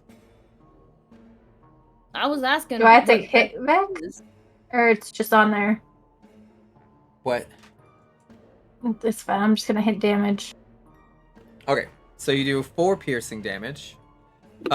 Vex, if you click it, it should tell you what it does, but yeah, with your pistol, if you hit a creature with your pistol and it deals damage, you get advantage the next time you roll against this creature. So the more times you shoot somebody, the more you just give yourself advantage on it. Pistols are loud, so everybody watches Hubert try to be like, we'll share gold with you in the gold forest. And then as soon as he doesn't like where the conversation is going, he pulls out a gun, and then he started blasting. It is loud. It is like a crack of thunder. Blasting? Really? Really, bro? He's kind of the size of Danny DeVito. I picture him like a younger Danny DeVito. And I'm gonna say, since he was already prone and knocked down, this fucking blows his kneecap to smithereens. Like, it's a gun, dude. It's a pistol. And so you see him just screaming on the ground, blood everywhere. Hubert, you have a bonus action that you use to control Ed with, if you would like Ed to do anything.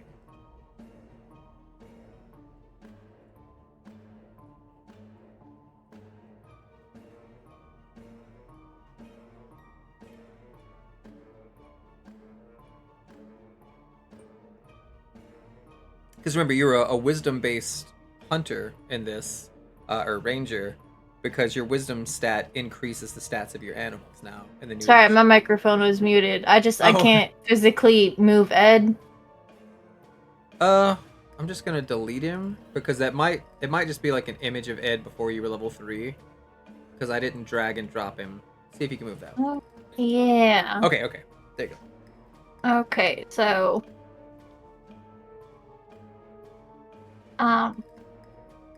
yeah, I'll be like, go get him, Ed. We'll go get him. We're gonna say Ed somehow squeezes into this spot. 17 hits. Roll for Ed's damage. Oh, how do I do that? I think you just click B strike in the chat. No. Oh my god, it did. Yeah, that worked. What? You did Oh. 13 plus your wisdom. That is with the wisdom. It's included. Oh my god, Ed's so fucking strong, dude. All right, describe how Ed kills this guy. That's double his health. He just goes up and Ed's thinking like, you're not going to kill all my family and friends, except an elephant thoughts. And he doesn't really know what he's doing, so he just really gets his one Tuscan and like pulls the guy up with his tusk just to try to pick him up, but it impales him. And normally Ed's not that graphic, but it happened. Zelai, you watch all this happen. You pull this guy off the horse.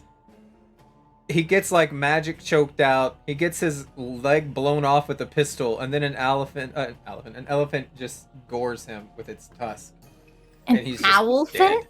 An elephant. I was looking at the owl and the elephant. It's an elephant. Ew. All So right. the elephant gores him with his tusk? Yeah, he's Oh, dead. And just, I guess his dead body slides off and limp to the ground. And it is It's a Blue pity Fighter's this turn. goddess did not spare him. Gonna do strength save. We just 16. kill him. This guy gets out and he walks over here. This person, let me see right there. Or no, he's red. He doesn't get to go. Who's this guy? Hmm? Who's this? Oh, fuck. He's a guard. Let's put him in the initiative roll. Fuck yeah. Who's this guy next to me? He's terrible. Okay. Which one? The one Fuck. next to me. Kyle is the same type, so him and Kyle will share initiative. So they'll both go. Raven's not gonna fight. There. Now it's stacked in your favor. Are you happy? What is the range of this? 30, 120. Ugh. This is gonna be... I don't have a way to get down. So, 55. 45, but we would have 55. Oh, there's nothing blocking this. So we're going to go ahead and try to murder Alaria, but this is going to be with disadvantage. It's multi-attack. And she's in cover. Is she covered from this guy? I think he could see over this part. If it was here, this wall would cover this wall. I think. As long as I could see 3 corners. Hold on. Yeah, I don't think that... I guess I could give her +2. You know, her whole spiel was to duck in the cover, shoot him, and duck back in. Am I saying Alaria? I meant Azure. Oh, okay. Oh, yeah. No, Alaria is in cover. Yeah, Azure. Sorry. Bro! The elf behind you. Yeah, okay. Sorry. Bro! I was pinging you on the map. I was just saying the wrong name. Because I was like, it's between Darrett and Azure and Hubert. Because the others are kind of pressed to the wall. Okay, so that's going to be a 16 against your AC. What's your AC? 15, so that's going to hit. And then an 8. So, ooh. Oh, fuck. Azure, you are going to take... Wait, why is this 8 not hit working? points, right? 14 damage. 14! I think I can do 14 on your sheet and then minus. Yeah, okay. Hold up. I already minused it by 8. Why did you do by 8? Because it sounded like I was taking 8 points of damage. I was like, oh, How? Go ahead and get out of the way. It was 6 plus 5 plus... 8. Wait a minute, this is a crit. This is a crit. That's why it's giving me that. Reset your health back to full. Sorry, and you're only going to take 7 points of damage. My bad. And then that's both of them, and it's Eli's turn. Alright, cool. You should be a lot healthier than you were. Yeah, that's right. That's right. Sorry. You saw these javelins as, like, they're being thrown. You watch as the tip catches on fire. And it cuts through, like, your arm where your bicep is, through the armor that you're wearing, because you do have armor on. And it singes, it cauterizes the wound as it cuts into your flesh. So you take fire damage and piercing damage. Salai, what would you like to do? This guy's dead in front of you. They are throwing flaming javelins down at everybody. The 4 people that you're fighting on the cliff. That cliff is 30 feet high. 30 feet high. Right.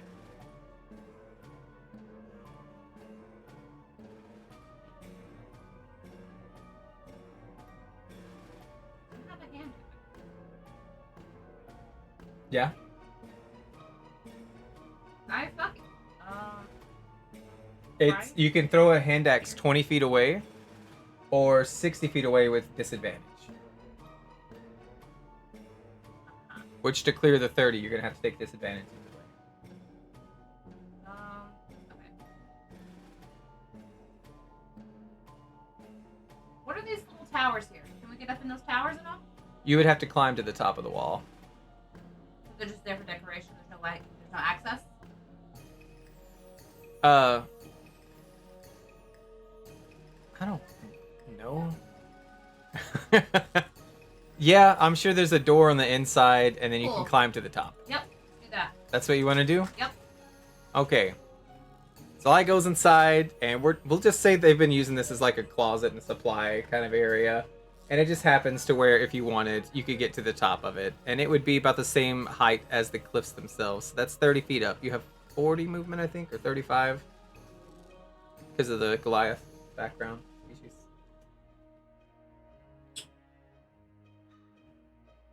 Wait, alright. But they're still further than 20 feet away. No, I know.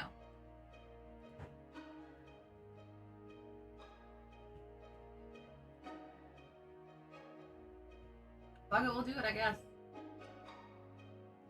Alright. I need you to click it again. Oh, okay. Because we got to do this advantage. Oh, right. Okay.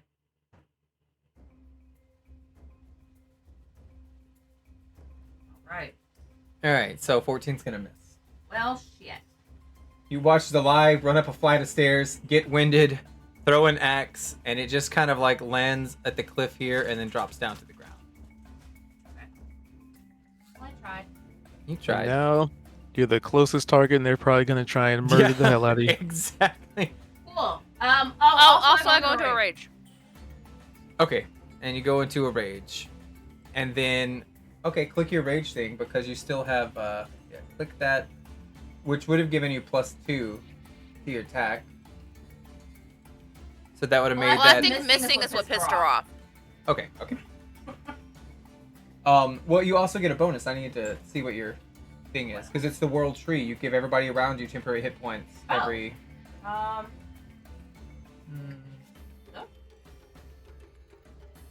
No, press close. Just scroll down. Is that the bottom? No. Okay. Life-giving bonus. Yeah.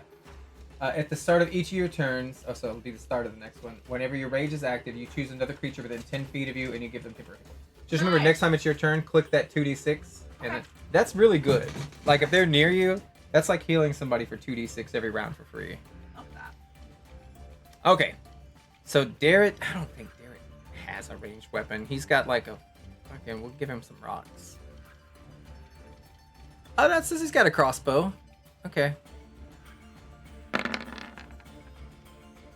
Wow. Darrett shoots this guy for 3 points of damage.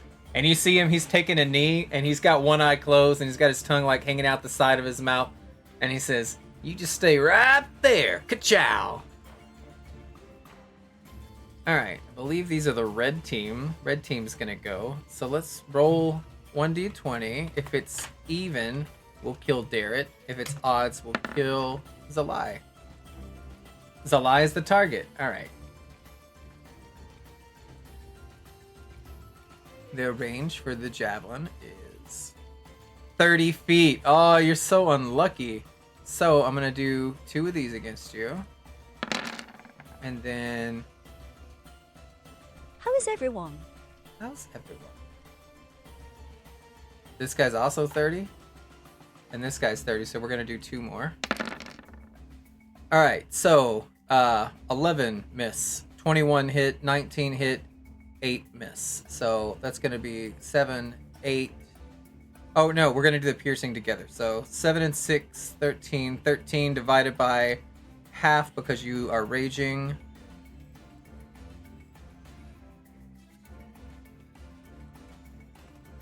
Done. 7. So we're gonna divide by 6. So that's gonna be 28. And then they also do 2 things of fire damage, or 5 points of fire damage, and you don't have a resistance against fire. All right, you drop down 11 hit points total. Because you're raging, so it's half damage to all their physical attacks, but the fire doesn't get halved. Sam's gonna come up. He does have a spear. Can you throw it? Yeah. Miss. Okay. Sam, you suck. Azur, your turn.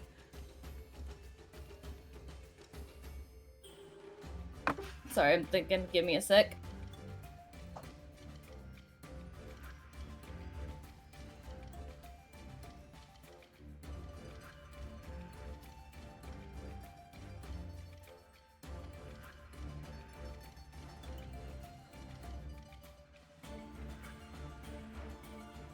Quick question. What the frick is Divine Strike? Let me I have to look at your sheet. It's listed on my combat, but not on my spells. Then it's probably a feat. Let me go to your feat. Divine Strike. As a magic action, you can point your holy symbol at another creature you can see within 30 feet of you and focus your divine energy into it. You roll a 1d8, add your wisdom modifier. You can either restore hit points to the creature equal to the total, or force the creature to make a constitution saving throw. On a failed save, they take necrotic or radiant damage. So that's you being able to use it to either heal somebody or hurt somebody. And then you get to choose between necrotic or radiant. Okay. Sorry. I was trying to see what turn undead was, and then I accidentally clicked it. The I button's the information. The chat button sends it to the chat. Oh, got it. Sorry. You apologize more than a Canadian. Sorry.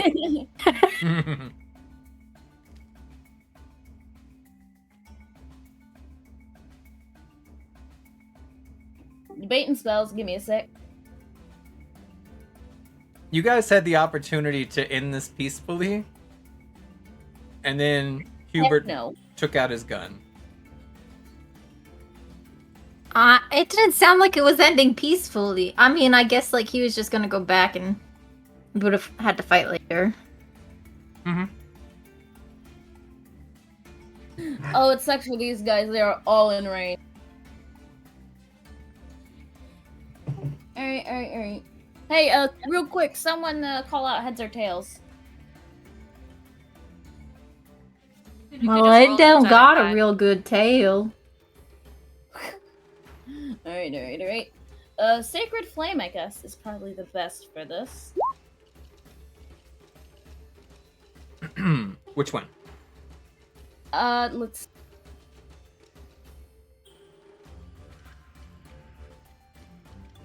The furthest one. Alright. I'm gonna do That guy. dexterity saving throw. Gotta get a 13. 12. That hits. Roll for damage. That's actually really smart because you saw a 16 missed earlier, so you know that you have to at least hit higher than a 16 to hit them. But a dex save, they gotta beat your score. I clicked damage, it's not rolling though. Just roll a 1d. You can type /roll space 1d. 3. Alright, 3 points of damage. What does it look like when your radiant... Because remember, your sacred flame hits. Because remember, your god is like the god of knowledge. It's very book smart. So what do you think this would look like if you're channeling divine energy from a knowledge domain? Azur, as she begins to think, she thinks for a moment that if these people are allowed in, who knows what they're going to do to this entire place. Everything. From something as big as the town hall to something as lonely as a one book. If you can't tell, I'm heavily basing that Azur is being more and more influenced by her god the longer she's in contact with him. Well, that's where these abilities come from, too. So it makes sense that it would be a combination of their personalities and flair. Yeah. Azur is feeling just this, like, unrelenting hate for this almost deceit, it feels, to take over this town, to proceed to use, how do I say it? I assume magic in a way to destroy this place, to take it over, to destroy potentially boundless knowledge. And for a second, you can see like a hint of red in between her fingers before she just kind of very peacefully puts her hand to her head and like motions, like, you know how you like blow something from your hand, but it's directly from her head, and from her fingers just shoots out this cascade of fire and surrounds this man. Nice. And you can see him kind of flailing his arms, not like a cartoon character would, right? But almost like he's trying to fan the flames away from his body. He's got javelins and swords and all sorts of stuff like heavy attached to him, kind of weighing him down. And he is like expertly maneuvering away from this, but he can't dodge all of it. And you can see the wince of pain on his face as like this sacred flame is starting to burn at his skin beneath the metal. And that's going to bring us to the top of the initiative, where we will continue Hold up, I gotta next week. Oh, what? I gotta talk. Azura yells out, if the voice of, hold up, what's her name?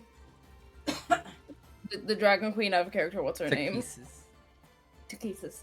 If the voice of Takesis is to essentially declare war, then I will be the voice of Gillian and tell you your destruction will be for nothing but vain.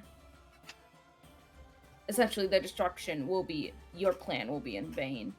Your destruction will mean As nothing. you say this out loud, a voice in the back of your head just goes, "Did you really just bring me into this?"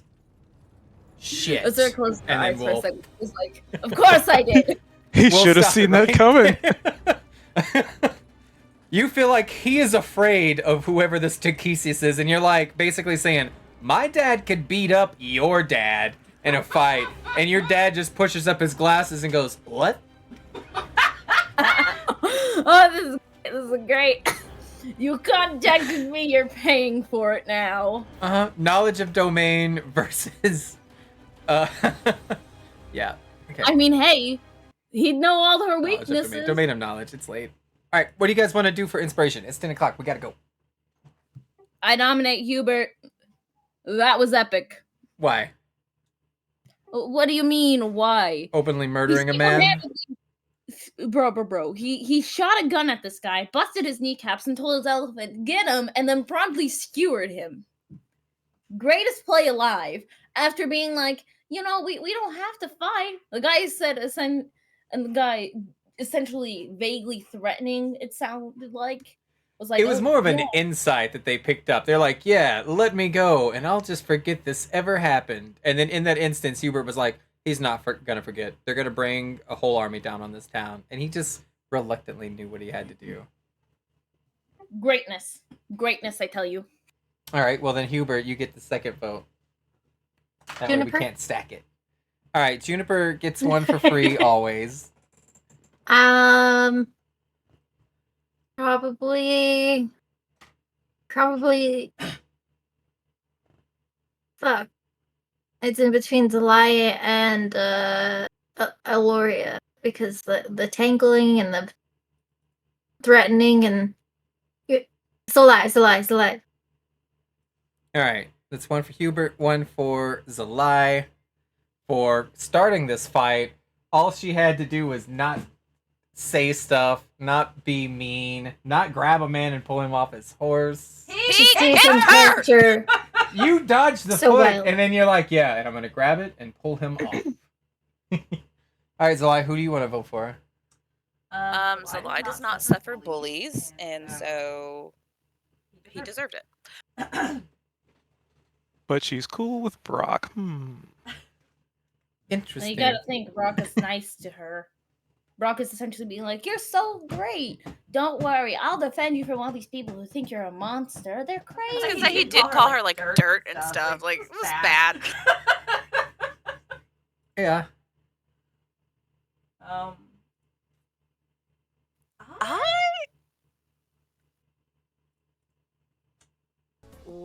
also gonna vote Hubert. That pistol was pistoling. I always feel so awkward when I use my pistol. Does he always murder somebody with it? I He just don't does, feel like, doesn't he? I feel like it's Hubertian. Hubert seems like this like stumbling, like very good-natured farmer, but really he's a crack shot. I imagine Hubert was just like looking at the gun, like, I don't want to have to use this, and then he like accidentally pulls the trigger. Every time. Who does Cubed vote for? Hubert. Hubert, don't you already have an inspiration? No, No, I used it to reroll. Oh, nice. Okay, well, you get your inspiration back. The only other way to do that is to take a nap, since you're a human.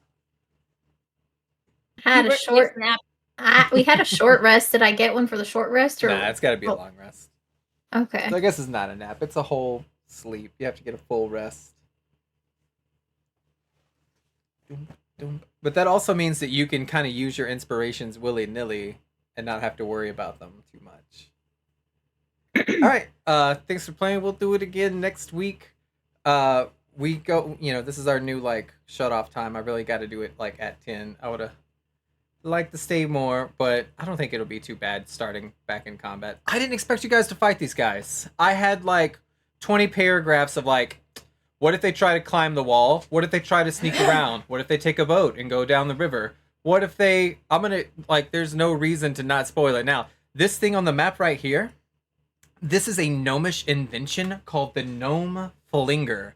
And I was going to put all of you into it and slingshot you through the air, and you would have gnomish devices that explode with balloons that lower you, and it gives you a stealth check as you sneak behind people. And like, I had so many different ways that were going to be fun. I thought you would tattle to somebody and be like, huh, what are we going to do if these people are on the cliffs and they're not letting anybody out of the village? Nope, it was immediately pull this man off his horse and fuck him up right now. Which, that's fun. That's fun for me when you guys do something unexpected. I didn't think that it would escalate that quickly. And then you had some of us unexpectedly. Yeah. There will be consequences to this, obviously. But No. I'll have Not to if there's come no up with witnesses. those. This is a stealth mission. No witnesses! Oh, that's a great idea. Next week, one of these guys in the back is just gonna run away. I won't let him. Why do you think I have the owl ready, my good sir? Oh man. Okay. I like no witnesses. No witnesses. All right. Bye, guys. All right. Thanks Have a for good playing. night. See you later. Bye. Bye.